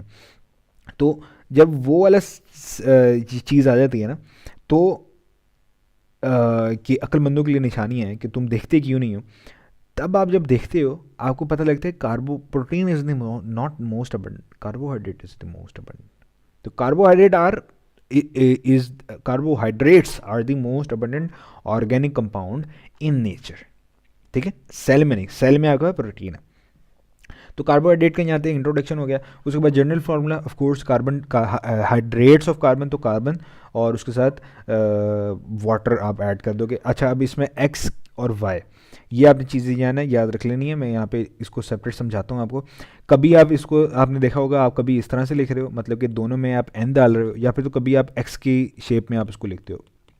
ये क्या चक्कर है भाई, कभी हम एन डाल रहे हैं कभी एक्स डाल रहे हैं। ये चक्कर ये है कि कभी कभार ये होता है कि कार्बोहाइड्रेट के जनरल फार्मूला में जो वैल्यू है ना एक्स की या वाई की या एन की, एक्स की और वाई की जो वैल्यू है, जो असल है जो आपने जनरल फार्मूला है वो यहाँ पे लिखा हुआ है एक्स वाई की फॉर्म में। तो होता ये है कि कभी कभार ये होता है कि एक्स और वाई की वैल्यू सेम हो जाती है, तो हम एन लिख देते हैं तब, और जब सेम नहीं होती तब हम एक्स वाई लिख देते हैं। समझ आ गई। अच्छा, अब सेम कब होती है ये भी मैंने लिख दिया कि ये सिर्फ और सिर्फ मोनोसेक्राइड के केस में होती है। एमसीक्यूज बन सकता है, विच of the following is a monosaccharide. तो मोनोसेक्राइड में उसने जनरल फॉर्मूला दिए होंगे, ठीक है। जनरल फॉर्मूला में आपने सिर्फ और सिर्फ देखना है, आंसर में जनरल फॉर्मूला दिए होंगे, जनरल देख लेना कि किस में कार्बन और वाटर का जो नंबर है वो सेम है, दोनों 6-6 होना चाहिए, दोनों 7-7 हो, जो भी हो सेम हो, वो मोनोसेक्राइड होगा। मैं दिखा भी देता हूँ, कार्ब ऊपर हमने ग्लूकोज का स्ट्रक्चर बनाया, ये जनरल फॉर्मूला है ना आपके पास, CxH2O, राइट। तो ये आपके पास है। कार्बन कितने होने चाहिए, 1 2 3 4 5 6, कार्बन 6, एच मैं भी कह रहा हूँ कि दोनों में मोनोसेक्राइड है ना ग्लूकोज, दोनों में नंबर सेम होगा, तो यहाँ पे भी 6 आना चाहिए। मतलब कि मैं इसको ओपन करके लिखूँ तो क्या होना चाहिए, C6H12O6। अभी गिन लेते हैं, 6 कार्बन हमने गिन लिए, अब हमने 12 हाइड्रोजन गिनना है। 12 हाइड्रोजन, 1 2 3 4 5 6 7 8 9 10 11 12 हाइड्रोजन हो गए। 6 ऑक्सीजन गिनना है, 1 2 3 4 5 6। तो मोनोसेक्राइड के केस में ये आपके पास नंबर सेम होता है, ठीक हो गया। और बाकी केस में ओलिगोसेक्राइड या पॉलीसेक्राइड के केस में ये नंबर सेम नहीं होता। और एक और चीज़ याद रख लेनी है कि ये जो बात है आपके पास ये जनरल फार्मूला ये हमेशा ट्रू भी नहीं है। मतलब कि ये पहली बात, इसमें एक्स और वाई की वैल्यू सेम हो सकती है, डिफरेंट भी हो सकती है। दूसरी बात, ये जनरल फार्मूला सब के लिए एप्लीकेबल नहीं है। That's written in your federal, जो नई फेडरल आई है 2025 वगैरह नया एडिशन जो है, उसमें ये बात लिखी हुई है, that's not applicable for all monosaccharide. Example उसने दी हुई है रेमनोज की, उसका जनरल फार्मूला, उसका मॉलिकुलर फार्मूला मैंने ऊपर लिखा हुआ है, वो आपको याद होना चाहिए, C6H12O5। और डीऑक्सीराइबोज हम डिस्कस करेंगे। डीऑक्सी इसलिए कहते हैं कि राइबोज में कार्बन नंबर 2 पे ऑक्सीजन जो है रिमूव हो जाती है, तो डीऑक्सीराइबोज उसका जनरल मॉलिकुलर फार्मूला भी आपने याद रखना है। उसने 2 एग्जांपल दिए कि ये दोनों फॉर एग्जांपल ये फार्मूला फॉलो नहीं करते। क्यों नहीं फॉलो करते, फॉर एग्जांपल ये है, अब कार्बन नंबर कितना है, कार्बन नंबर 6 है, ठीक है, 6 कार्बन नंबर है, तो H2O।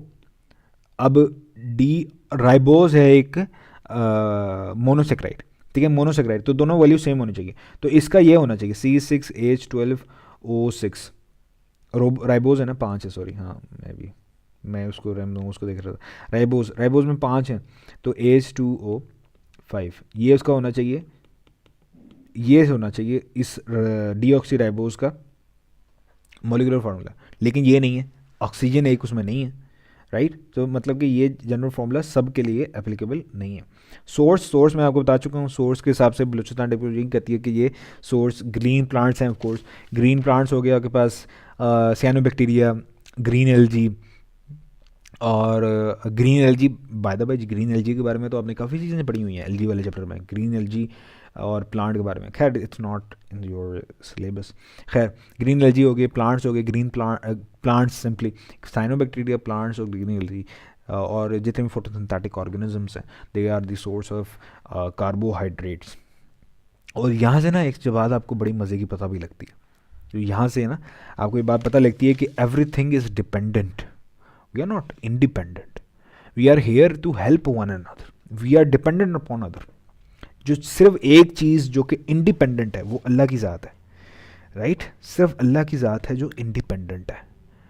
आपने हमेशा लाइफ में आपको दूसरों की ज़रूरत कभी कभार पड़ जाती है, और अगर आप फॉर एग्जांपल मैं हूँ, मुझे किसी की ज़रूरत पड़ी है, मैंने किसी से ज़रूरत मांगी है, राइट? तो उस बंदे को चाहिए कि यार वो अगर अपनी हैसियत के हिसाब से मेरी हेल्प करे, मेरी मदद करे, right? Because I am an dependent organism, I am not an independent organism, right? उसका हक है, मैं मेरे हिसाब से तो उसका फ़र्ज़ है कि अगर वो मदद कर सकता है। बिकॉज मैं देख रहा था डॉक्टर इसरा साहब का एक लेक्चर, शॉर्ट क्लिप, वो बता रहे थे कि अगर लाइक आप इस का ताकत के हो कि किसी दूसरे की मदद कर सको और ना करो, तो आप नेक तो हो सकते हो, और सॉरी आप परहेज, आप नमाजी हो सकते हो, हाजी हो सकते हो, रोज़े रख सकते हो, राइट? हर साल उम्रे कर सकते हो, लेकिन आप नेक नहीं हो सकते, राइट? क्योंकि नेकी का ताल्लुक और नेक होने का ताल्लुक, हम्बल होने का ताल्लुक दिल से होता है, and I am talking about soul heart, ठीक है? दिल से होता है। दिल जिसका अच्छा है वही दूसरे की हेल्प करता है। ऑफ कोर्स दिल अच्छा होगा तभी आप दूसरे का एहसास करोगे। We all are dependent upon something. आप इंडिपेंडेंट नहीं हो। आप खाना खाते हो, मैं खाना खा रहा हूँ, मैंने आज फॉर एग्ज़ाम्पल सब्ज़ी पकी हुई है, मिक्स सब्ज़ी मैंने बनाई है, मैंने मिक्स सब्ज़ी आज खाई। मिक्स सब्ज़ी कहाँ से आई? प्लांट से। प्लांट्स ने एनर्जी कहाँ से ली? सनलाइट से। सनलाइट ने एनर्जी कहाँ से ली? स्टार से। स्टार से एनर्जी कहाँ से ली?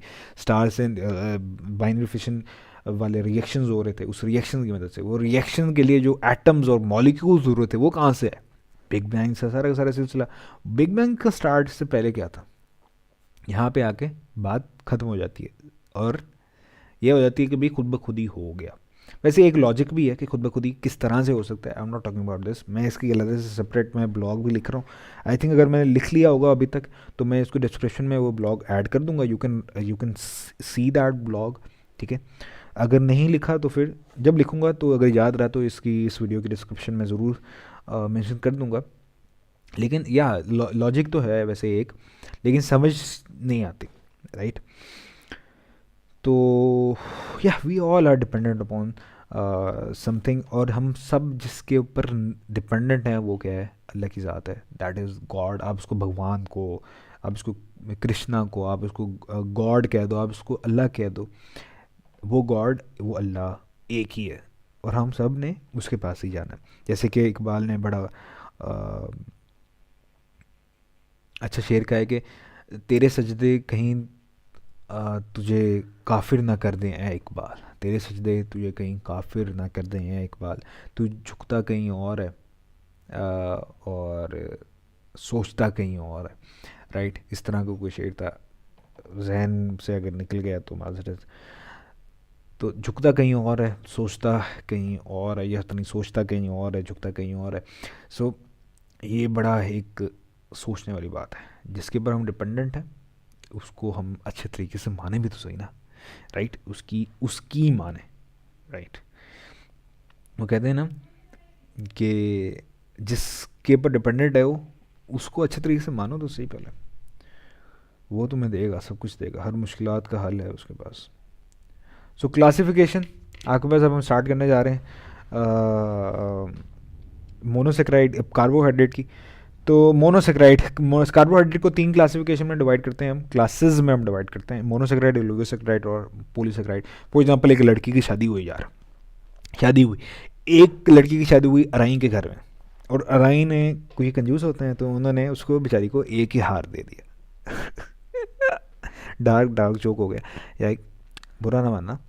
चलो मैं कह देता हूँ मेरी शादी हुई और मैंने अपनी वाइफ को गिफ्ट में एक ही मोती का हार दिया, राइट, सिंगल मोती का हार दिया, एक मोती का, मोनो मोती का। तो ऐसे जो कि एक मोती वाले हैं, जो सिंगल हैं, वो है मोनोसेक्राइड। फिर एक और घर में शादी हुई, थोड़े से अमीर घर में, उसके हस्बैंड ने उसको 2 मोती दे दिए, या 2 से 10 मोती के दरमियान में दे दिए, 2 से 10 नहीं, 2 से 9 मोतियों के दरमियान में उसने दे दिए, तो वो हो जाएगा ओलिगोसेक्राइड।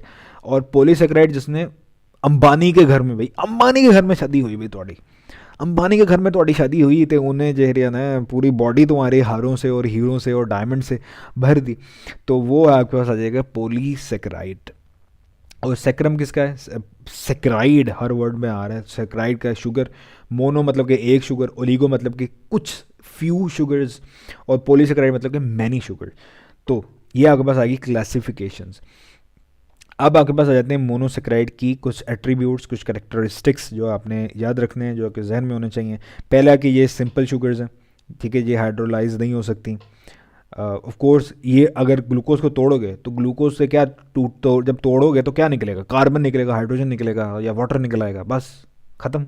अब कार्बन, हाइड्रोजन या वाटर कार्बोहाइड्रेट तो नहीं है, तो कार्बोहाइड्रेट की क्लास से निकल जाएंगे। तोड़ तो सकते हैं लेकिन उसकी क्लास से निकल जाएंगे।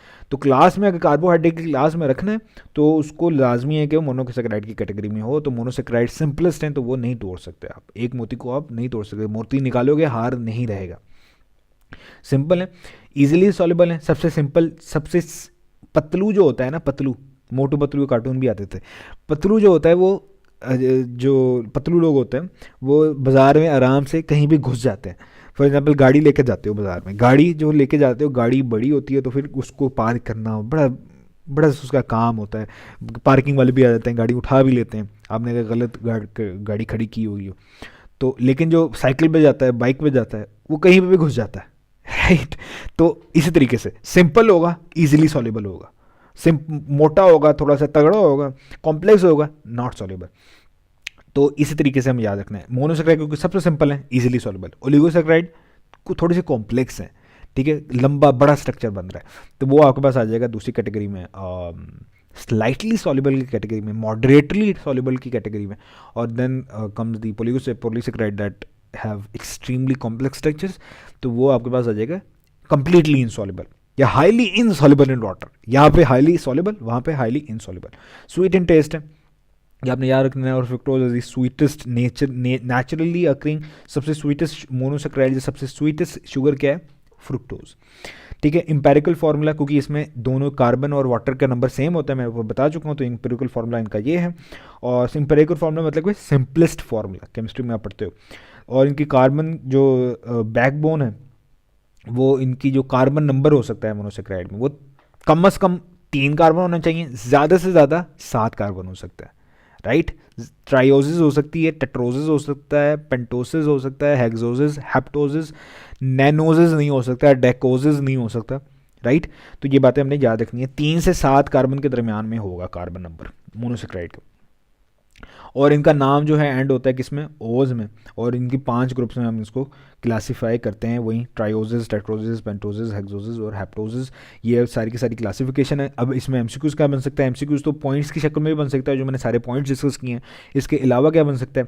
फॉर एग्जाम्पल वो कहते हैं कि भाई ग्लिसरल अल्डिहाइड, इसमें अल्डिहाइड ग्रुप है या कीटोन ग्रुप है, तो ग्लिसरल अल्डिहाइड अल्डोजिस है, तो अल्डिहाइड ग्रुप ऑप्शन आएगा। राइबोल्यूज हो जाए और वो राइबोज हो जाए, राइबोल्यूज, राइबोल्यूज जो है वो आपके पास कीटोज हो जाएगा, राइबोज और डीऑक्सीराइबोज एल्डो शुगर होगा। तो ये आपने क्लासिफिकेशन में याद रखना है। गलेक्टोज, ग्लूकोज, मैनोज, ये सारी की सारी एल्डोजेज हैं।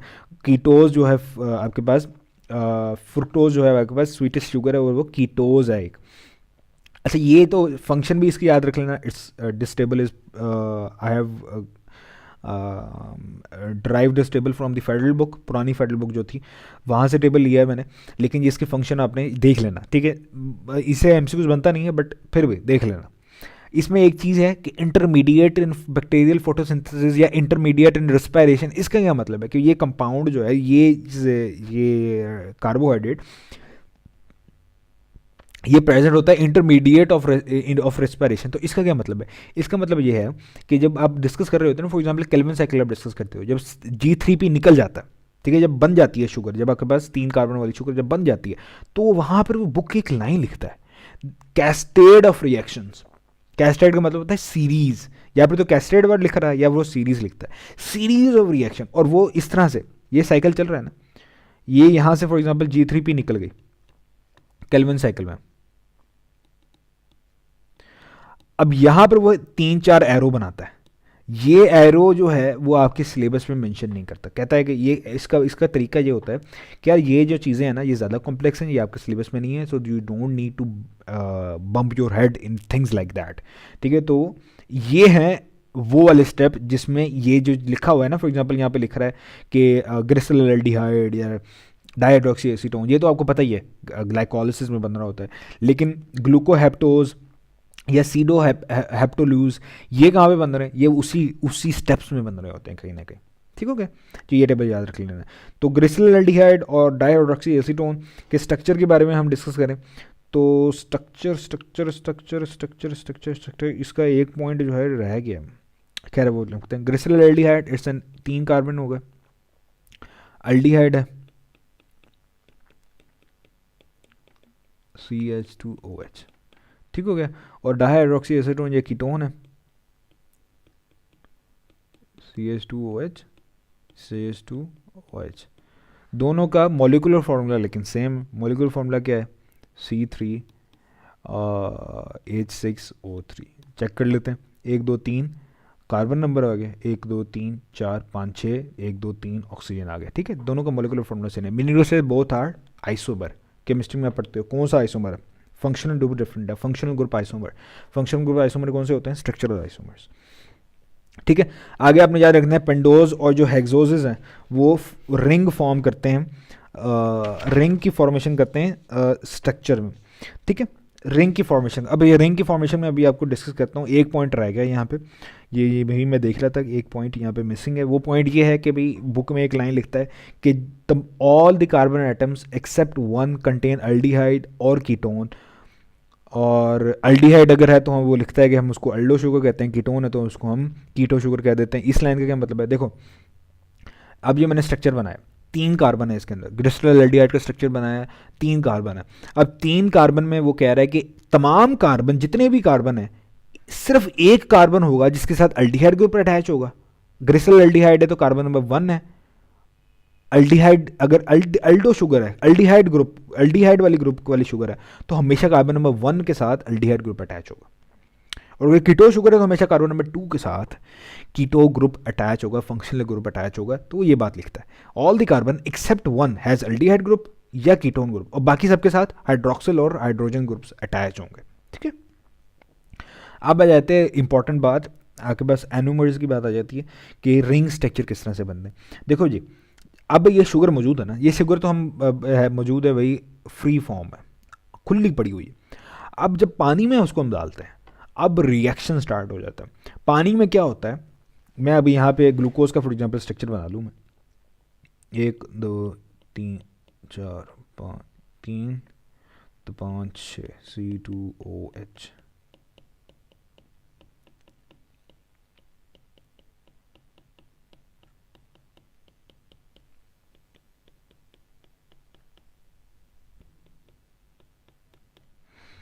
ठीक है, ये कहता है कि कार्बन नंबर जो 1 है ना, ये 1 से नंबरिंग हमेशा स्टार्ट होती है क्लोजेस्ट, और फंक्शनल ग्रुप का हमने सबसे छोटा नंबर देना होता है।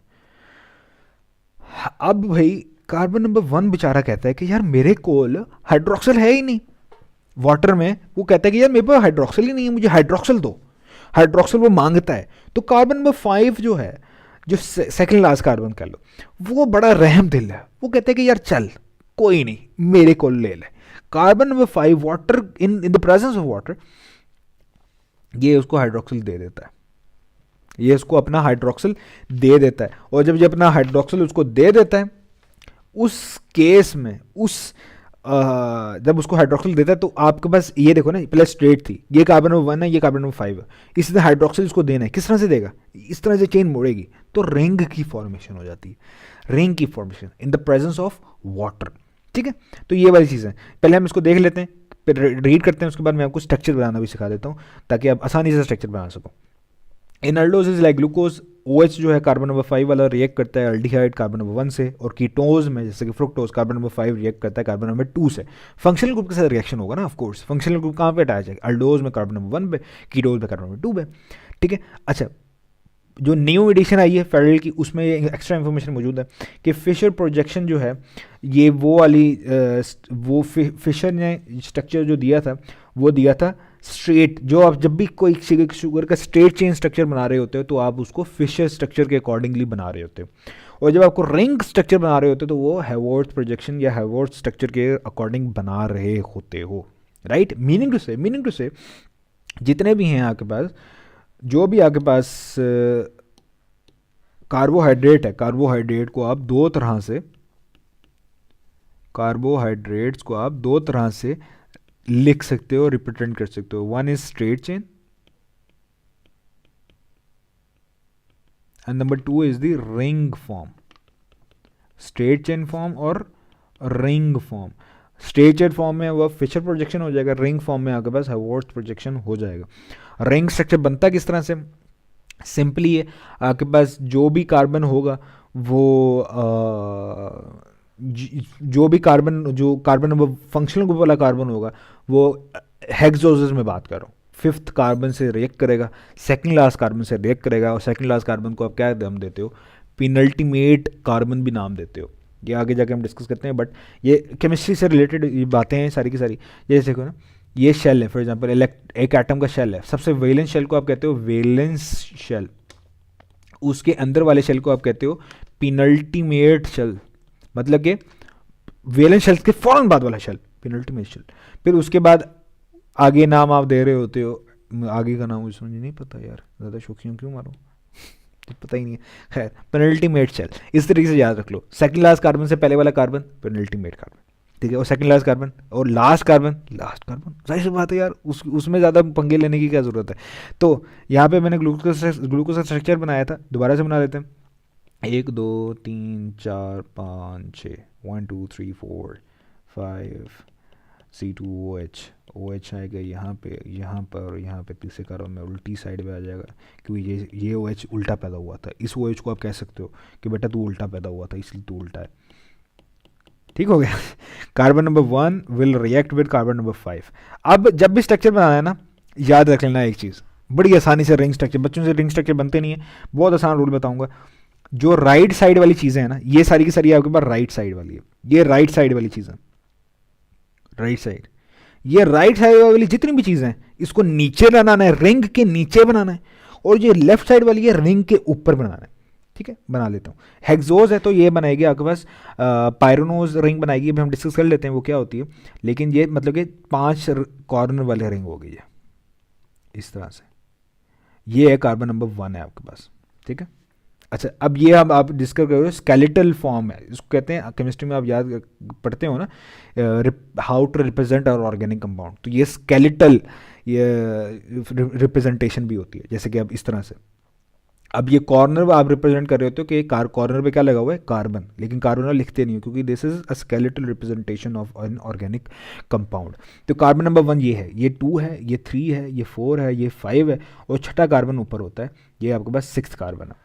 अब ये राइट साइड वाली जितनी भी चीज़ें, राइट साइड में सबसे पहले कार्बन नंबर 1 पे, कार्बन नंबर 1 को OH मिला है, किसने दिया है? 5th कार्बन है, तो यहाँ OH आ जाएगा।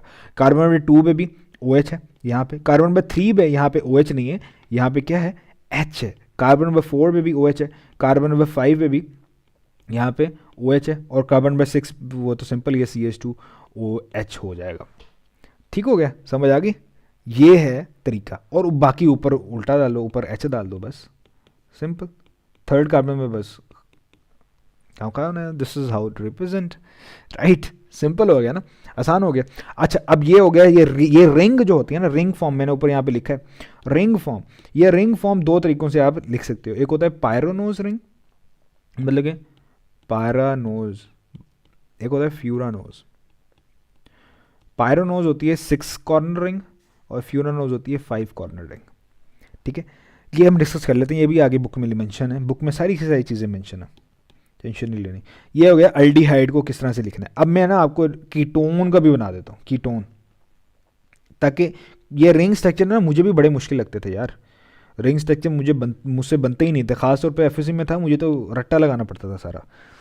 1 2 3 4 5 6 CH2 OH OH OH OH OH, sorry ketone है। भाई बारिश हो रही है यार, बड़ा मज़े का मौसम है। बारिशें क्यों अचानक हुई,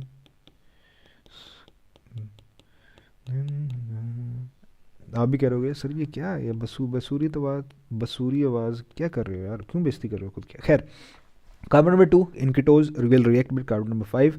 कार्बन नंबर 2 के पास हाइड्रोक्सिल नहीं है, वो चाहता है हाइड्रोक्सिल दे, वो लालची है, तो उसको कार्बन नंबर 5 दे देता है। कार्बन नंबर 5 अच्छा बच्चा है, तो आपके पास ये कीटोन है, तो यहाँ पे ये 5 कार्बन वाली 5 कॉर्नर वाली रिंग बननी है।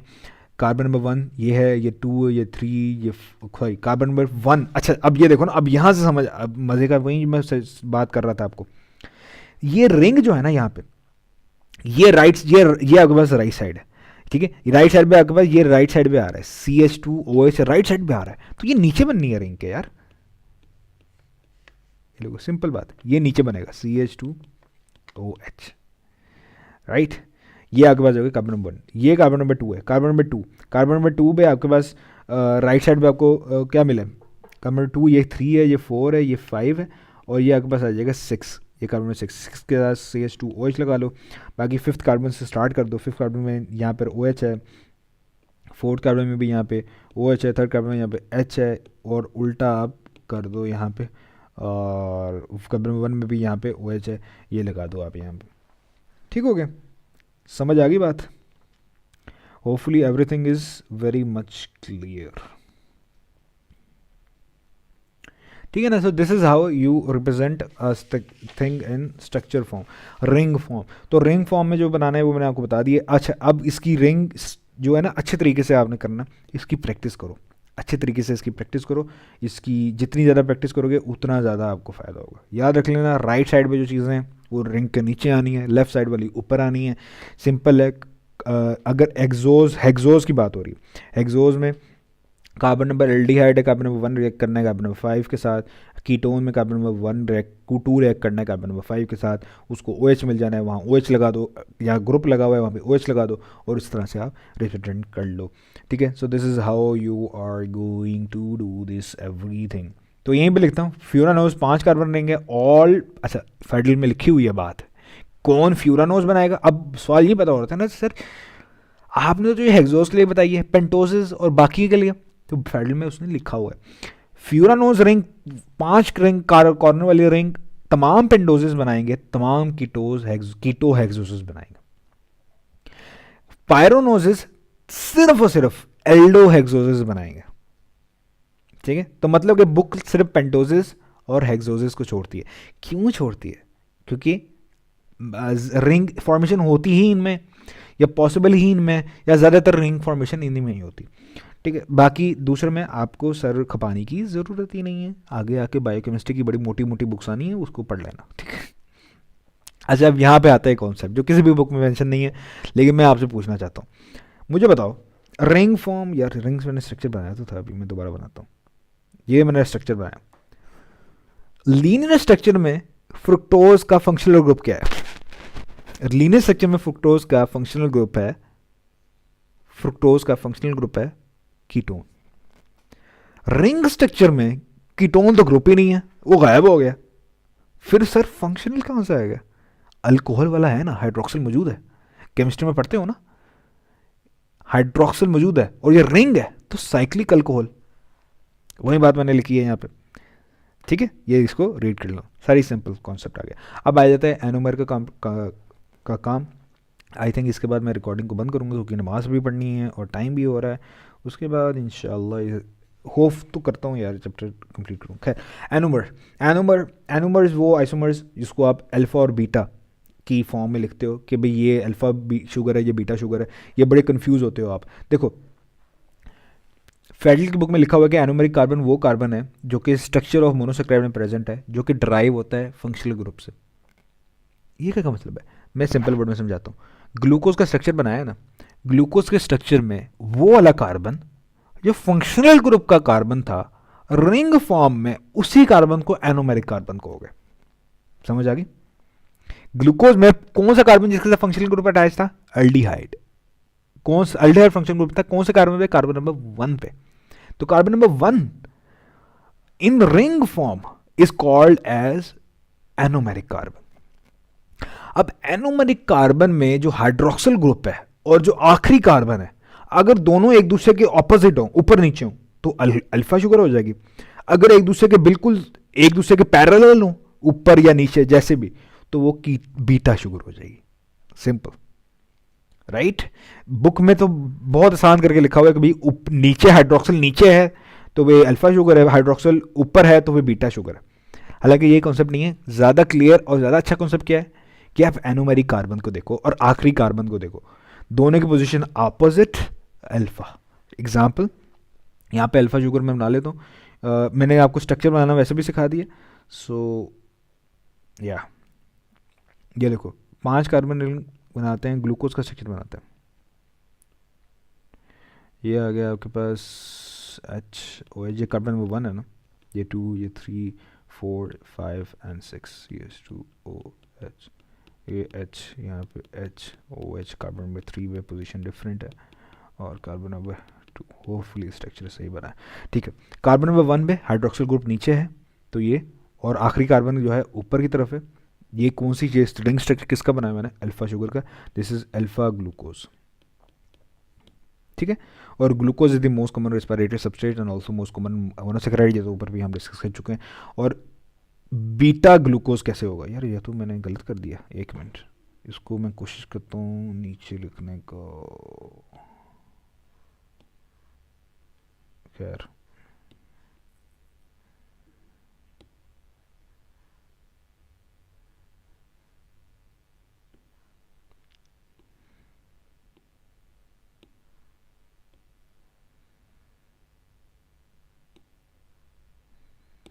ठीक है, ये आगे पास आ गई alpha sugar. Carbon number, anomeric carbon का हाइड्रोक्सिल ग्रुप और लास्ट कार्बन ऑपोजिट ग्रुप है अल्फा शुगर। बीटा शुगर कैसे आएगी? बीटा बना लेते हैं यहाँ पर, बल्कि इसी को कॉपी कर देते हैं। यार क्या कर रहा हूँ मैं, टाइम बचाऊँ आपका, है ना। ये आ गया आपके पास, ये है बस। अब मैंने इसको बीटा शुगर में कन्वर्ट करना है। किस तरह से करूँ बच्चों, बताओ प्यारे बच्चों मेरे। बस हाइड्रोक्सिल की पोजीशन चेंज कर दो एनोमेरिक कार्बन पे, और जो लास्ट कार्बन है उन दोनों को एक साइड पे ले आओ, या फिर तो ऊपर ले आओ या नीचे ले आओ, इट डिपेंड्स अपॉन यू। जिस तरह से स्ट्रक्चर बना हुआ है, ये ऊपर बना हुआ था, हाइड्रोक्सिल ऊपर ले आया, दोनों एक दूसरे के पैरेलल हो गए। ये भी हाइड्रोक्सिल भी ऊपर साइड पे, आखिरी वाला कार्बन भी ऊपर वाली साइड पे, ये आपको पास आ जाएगी बीटा ग्लूकोज। समझ आ गई? अब आ जाता है आपके पास फ्रुक्टोज। कीटोज में बच्चों को थोड़ा सा मसला हो जाता है, बट कीटोज का मैं आसानी से समझाता हूँ आपको। ये आपके पास आ गया रिंग स्ट्रक्चर।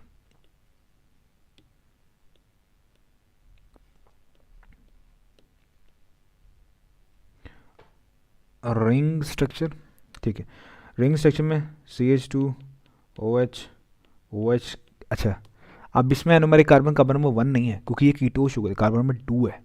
कार्बन नंबर 2 का हाइड्रोक्सिल हमने देखना, carbon number 3, 4, 5 and that's is your carbon number 6, बेचारा अकेला ऊपर आपकी तरफ। ऑलवेज ऑलवेज अलोन, खैर वही, दुखी ना हो। अच्छा जी, कार्बन नंबर 2 का जो आपके पास हाइड्रोक्सिल है, ठीक है, और लास्ट कार्बन इसमें मैंने दोनों एक दूसरे के ऊपर बनाए। कौन सी फ्रुक्टोज होगी ये, अल्फा या बीटा? जल्दी से सोचो, बीटा, बीटा फ्रुक्टोज। और इसी को अगर मैं दूसरे हिसाब से बनाऊं, यहां पर दोनों को बस मैं ये तब्दील कर दूं, क्या तब्दील कर दूं? कार्बन नंबर 1 और हाइड्रोक्सिल की पोजीशन, यहाँ पे मैं ला दूँ CH2OH कार्बन नंबर 1 को, और यहाँ हाइड्रोक्सिल लगा दूँ कार्बन नंबर 2 का हाइड्रोक्सिल, तो ये कौन सी हो जाएगी? ये हो जाएगी अल्फा फ्रुक्टोज। ठीक हो गया? Hopefully everything is pretty clear for you. अच्छा, यहाँ पे मैंने कुछ पॉइंट ऐड करना चाहता हूँ। अपने लेवल पे सादा याद रख लो कि अल्फ़ा कार्बन बीटा कार्बन क्या है। अगर एनोमेरिक कार्बन मतलब कि अगर वो उसकी भी समझ नहीं आ रही तो सादा याद रख लो कि अगर एल्डिहाइड शुगर की रिंग है तो उसमें कार्बन नंबर 1, और अगर कीटो शुगर की रिंग है तो उसमें कार्बन नंबर 2। उसमें आपने हाइड्रोक्सिल ग्रुप की पोजीशन देखनी है। अगर तो वो ऊपर होगी तो बीटा, अगर नीचे होगी तो अल्फ़ा। ठीक है, सादा ज़ुबान पे आपने याद रख लेना है अल्फ़ा बीटा का concept. At your level it's enough, बाकी आगे जाके आप मज़ीद पढ़ोगे तो आपको कॉन्सेप्ट समझ आ जाएगा। ठीक है, दूसरी बात, सुक्रोज़ वाले स्ट्रक्चर में बच्चों को कन्फ्यूजन होती है कि यार सुक्रोज़ वाले स्ट्रक्चर में तो जैसे कि फैडल की बुक में यहाँ पे आपको नज़र आ रहा होगा कि यहाँ पे उसने नंबरिंग जो है स्टार्ट किया है कार्बन नंबर, जो राइट लेफ़्ट साइड से नंबरिंग स्टार्ट किया, मतलब कि कार्बन नंबर 2 को लेफ़्ट वाले साइड दिए। और वैसे हम क्या देते हैं, नंबरिंग राइट साइड से स्टार्ट करते हैं, तो ये चक्कर है। इसका चक्कर कुछ भी नहीं है, सिंपल बस उसने स्टक, क्योंकि सुक्रोज में दोनों जो आपके पास आगे हम डिस्कस भी करते हैं कि why sucrose is non reducing. तो सुक्रोज में आपके पास जो बॉन्ड बनता है वो दोनों आपके पास फंक्शनल ग्रुप, दोनों एनोमेरिक कार्बन, उन दोनों के दरम्यान में बॉन्ड बनना होता है, उन दोनों ने रिएक्ट करना होता है। तो स्ट्रक्चर को उसने फ्लिप किया हुआ है। मैं आपको बताता हूँ, ये देखो, ये आपके पास बीटा शुगर का है ना स्ट्रक्चर, राइट। बीटा शुगर का ये आपके पास सिंपल स्ट्रक्चर है जो कि आपके सुक्रोज में alpha glucose beta sucrose beta fructose में मिलना है। आप इसी को उल्टा कर दो, आपके पास वही स्ट्रक्चर बन जाएगा जो कि आपके पास फैडल की बुक में बना हुआ है। यहाँ पे वो कार्बन नंबर 2 को क्या दे देगा, किधर गया, हाँ, यहाँ पे वो कार्बन नंबर 2 का क्या दे देगा, सही नज़र आ रहा है ना, आई थिंक टिल्टेड है यहाँ पे तो। आई डोंट नो आप इसको देख रहे हो नहीं देख रहे, सादा अगर इसको समझना है, कागज़ लो, कागज़ के ऊपर वो स्ट्रक्चर बनाओ बेटा फ्रुक्टोज का, फिर उसको उल्ट करके देख लो, आपको समझ आ जाएगी कि हाँ स्ट्रक्चर उसने जो फेडरल की बुक में वो उल्ट बनाया हुआ है। दैट्स वाई आपके पास जो नंबरिंग है उसने वो कहाँ से स्टार्ट कर रहा है, वो आपको नंबर लेफ़्ट साइड से, हालांकि आपने नंबरिंग जो है ज़्यादातर आप राइट साइड से स्टार्ट करते हो। ठीक है, ठीक हो गया, एनोमेरिक का कॉन्सेप्ट क्लियर हो गया ना आपको बच्चों? होपफुली क्लियर हो गया होगा। क्लियर हो गया। अब चलते हैं आगे, कुछ इंपॉर्टेंट पॉइंट्स हैं मोनोसेक्राइड से रिलेटेड जो रह गए हैं। मोनोसेक्राइड और वाइट क्रिस्टलाइन पाउडर, क्रिस्टलाइन का क्या मतलब है जब हम आगे जाके पढ़ते हैं। ठीक है, ग्लोबुलर प्रोटीन में भी आ जाएगा कभी क्रिस्टलाइज, ये क्रिस्टलाइन प्रोटीन है, ये नॉन क्रिस्टलाइन प्रोटीन है। फिर वायरसेस में भी आ जाएगा कभी viruses, TMV viruses have the characteristic that they can be crystallise. Now, what is meant by crystallization there? Like we are talking about human body, we are talking about living organism. Then why we are talking about crystallization? Crystallization is a totally different process. Like crystallization is the production of a salt. Right, तो हम यहाँ पे ये क्या बात करें, या crystallise solid, ये तो सॉलिड की टाइप है, तो ये क्या हो गया? तो ये मतलब होता है, देखो जब हम कह रहे होते हैं ना ये compound can, this compound can be crystallised, इसका मतलब ये होता है कि ये जो कंपाउंड है, ये जो स्ट्रक्चर है, ये जो मॉलिक्यूल है, इसकी जो अरेंजमेंट है मॉलिक्यूल्स की, एटम्स की, वो रेगुलर है। क्योंकि क्रिस्टलाइन सॉलिड्स कौन से होते हैं? क्रिस्टलाइन सॉलिड्स वो वाले सॉलिड्स होते हैं that have the regular arrangement of atoms in them, right, in between them, regular arrangement. तो रेगुलर अरेंजमेंट अगर है, राइट, तो हम उसको कह देते हैं कि ये यार that particular compound can be crystallised. और अगर नहीं है, मतलब कि वायरसेस में रेगुलर अरेंजमेंट अगर वायरसेस के पास है, TMV for example rod shape structure देता है, TMV को क्रिस्टलाइज करते हैं ना तो रॉड शेप बनती है। क्यों? TMV का स्ट्रक्चर ही वही है, रॉड शेप। ठीक है, अगर वो रॉड शेप है मतलब कि रेगुलर है, तो मतलब एक सॉलिड फॉर्म में भी वो रेगुलर नजर आता है। तो क्रिस्टलाइज का मतलब आप इस तरह से समझ सकते हो। दूसरा main point Punjab textbook में लिखा हुआ है कि भाई our blood contain 0.08% of glucose. ना what is meant by this, इसका मतलब ये है कि 0.08 ग्राम या 8 milligram of glucose is present per 100 ml of blood. ठीक है, या फिर तो KPK की बुक में इससे कॉन्ट्राडिक्शन है। KPK की बुक कहती है कि 100 मिलीग्राम या 0.10 ग्राम ऑफ ग्लूकोज पर 100 ml of blood is present in your body. अच्छा, अब आपने डिपेंड करता है आप KPK के हो तो KPK को फॉलो करो, पंजाब के तो पंजाब को फॉलो करो। इसके अलावा पंजाब की बुक कहती है कि भाई सिंथेसाइज 10 ग्राम ऑफ ग्लूकोज को सिंथेसाइज करना है तो we need 1717 17.6 kilo calorie of solar energy.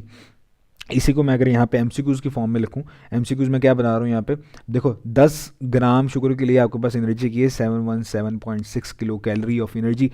1 gram sugar के लिए कितनी एनर्जी आपको चाहिए होगी इन किलो कैलोरी? क्या करो, सिंपल है, क्रॉस मल्टीप्लाई करो, 10x is equal to 717 kilo calorie, x क्या आ जाएगा 717.6 किलो कैलोरी डिवाइडेड बाई 10, मतलब कि एक्स आ जाएगा 71.76 kilo calorie of energy, meaning to say if we need to synthesize 1 gram of glucose, then we need 17.71.7 sorry kilo calorie of energy, cross multiply. Simple है, math है, simple math है, ठीक है। तो ये वाले इस तरह से भी एमसीक्यूज आ सकते हैं, ठीक है। हर तरह के एमसीक्यूज इंशाल्लाह जो है मैं कोशिश करूँगा आपको डिस्कस करवाने की। ग्रेप्स में केपीके बुक कहती है 27% ऑफ ग्लूकोज होती है। हनी वी में हनी जो होती है शहद, उसमें ग्लूकोज भी होती है, फ्रुक्टोज भी होती है, और फ्रुक्टोज जो है इज़ ऑल्सो प्रेजेंट इन सीमम। ये आप पढ़ते हो सेमिन जो रिप्रोडक्शन वाले चैप्टर में, जब आप डिस्कस कर रहे होगे मेल रिप्रोडक्टिव सिस्टम को, मेल रिप्रोडक्टिव सिस्टम में आप एसेसरी ग्लैंड्स में सेमिनल ग्लैंड को पढ़ रहे होगे, सेमिनल ग्लैंड की सिक्रीशन को पढ़ रहे होगे, then there you are going to study that seminal gland के सिक्रीशन में आपके पास फ्रुक्टोज भी होता है। Seminal gland also secrete fructose in in in the semen. तो ये वाली बात भी आपने याद रख लेनी है। So these were some important points regarding monosaccharides. आगे चलते हैं, comparison between structural and stereoisomers. This topic is present specifically in Punjab as well as in Punjab textbook, Punjab as well as in Federal। जो नई Federal और नई Punjab आई है उनमें तो काफ़ी अच्छे तरीके से मेंशन है। So we are going to discuss it. Structural isomers, जिसको कॉन्स्टिट्यूशनल आइसोमर्स भी आप कहते हो, लिखा हुआ है जैसे, are the isomers in which the atoms and the functional groups are joined together in such a way। ये स्ट्रक्चर है ना यार, वो डेफिनेशन तो आप पढ़ी लोगे। स्ट्रक्चर सिंपल, स्ट्रक्चर जिसका डिफरेंट हो, लेकिन स्ट्रक्चर दो कंपाउंड का डिफरेंट हो लेकिन मॉलिकुलर फॉर्मूला सेम हो, स्ट्रक्चरल आइसोमर्स। ये कॉन्स्टिट्यूशनल आइसोमर्स आप उसको कह दोगे। इसमें एग्जांपल उसने केपी के बुक में स्पेसिफिकली लिखी है, glucose, fructose, mannose and galactose are structural isomers. सबका स्ट्रक्चर मैं नीचे ड्रॉ कर देता हूँ क्योंकि आपके पास फेडरल और पंजाब में, तो आई थिंक फेडरल में या पंजाब में किसी एक बुक में तो दो सबके स्ट्रक्चर आपके पास मेंशन है। मैनोज का नहीं है, mannose is an extra thing, तो लेकिन मैनोज भी चलो ऐड कर लो, या क्या फ़र्क पड़ता है, कुछ भी फ़र्क नहीं पड़ता। ग्लैक्टोज, ग्लैक्टोज का स्ट्रक्चर 6 कार्बन बनाने हैं बस, 1 2 3 4 5 6, 3 3 6। इसी को भाई हम कॉपी कर लेते हैं, डुप्लीकेट, ओ इसको, ये डुप्लीकेट सही तरीके से नहीं हुआ, इसको चलो रहने देते हैं, बना ही लेते हैं। 1 2 3 4 5 6, 1 2 3 4 5 6, 1 2 3 4 5 6। अल्डिहाइड, सॉरी, चलो पहले फ्रुक्टोज का ही बना देते हैं। फ्रुक्टोज कार्बन नंबर 3 पे हाइड्रोक्सिल ग्रुप चेंज होगा आपके पास। एक मिनट, इसको सही कर लें, हाँ जी, हाइड्रोक्सिल ग्रुप की पोजीशन सेम होगी।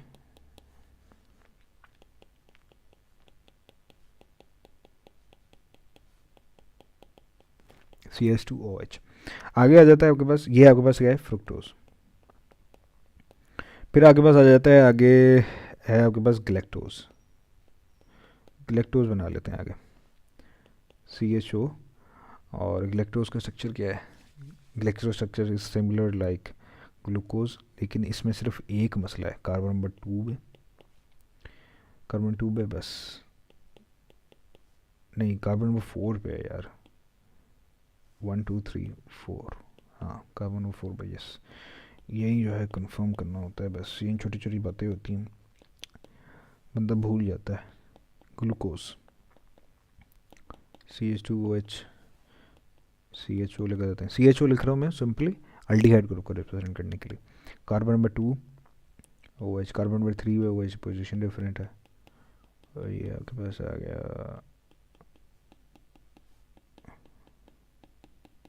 आगे आ जाता है आपके पास ग्लूकोज, फ्रुक्टोज, मैनोज।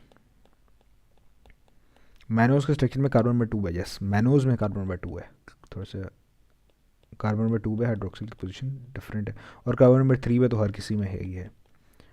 बस ये सारे कार्बन नंबर 3 उल्टा पैदा हुआ था बेचारा, सब इसको चढ़ाते होंगे। H2OH। हाँ जी, अब ये देखो स्ट्रक्चर मैंने सबके बना दिए। अब स्ट्रक्चर मैंने सबके बनाए, अब यहाँ से ध्यान से देखो कि सबका मॉलिकुलर फॉर्मूला सेम है, C6H12O6, लेकिन स्ट्रक्चर डिफरेंट है। So these all are structural isomers. किस तरह से सेम है? पहले तो फ्रुक्टोज और galactose glucose mannose, they are functional group isomers, क्योंकि फ्रुक्टोज में कीटो फंक्शनल ग्रुप है और बाकी में अल्डिहाइड फंक्शनल ग्रुप है। और galactose glucose mannose, they are positional isomers. ठीक है, पोजिशनल आइसोमर्स कह लोगे ना उसको, फंक्शनल, क्योंकि उसमें जो एटम्स की पोजीशन है, अरेंजमेंट, वो डिफरेंट है। क्या डिफरेंट है? ग्लेक्टोज में कार्बन नंबर 4 पे हाइड्रोक्सिल की पोजीशन डिफरेंट है, ग्लूकोज में कार्बन नंबर 3 पे है ही है, ग्लूकोज में सबकी पोजीशन ठीक है, और मैनोज में कार्बन नंबर 2 पे हाइड्रोक्सिल की पोजीशन उल्टी है। तो वो कार्बन नंबर 2 उल्टा पैदा हुआ था मैनोज में, और ग्लेक्टोज में बेचारा कार्बन नंबर 4 भी उल्टा पैदा हो गया था। तो ग्लेक्टोज में 2 कार्बन उल्टे हैं, ग्लूकोज में 1 कार्बन उल्टा है, मैनोज में 2 कार्बन उल्टे हैं। तो ये इनको अब एपीमर की कैटेगरी में डाल दो। तो एपीमर की कैटेगरी क्या है, मैं हम करते हैं। Right, so that was structural isomers.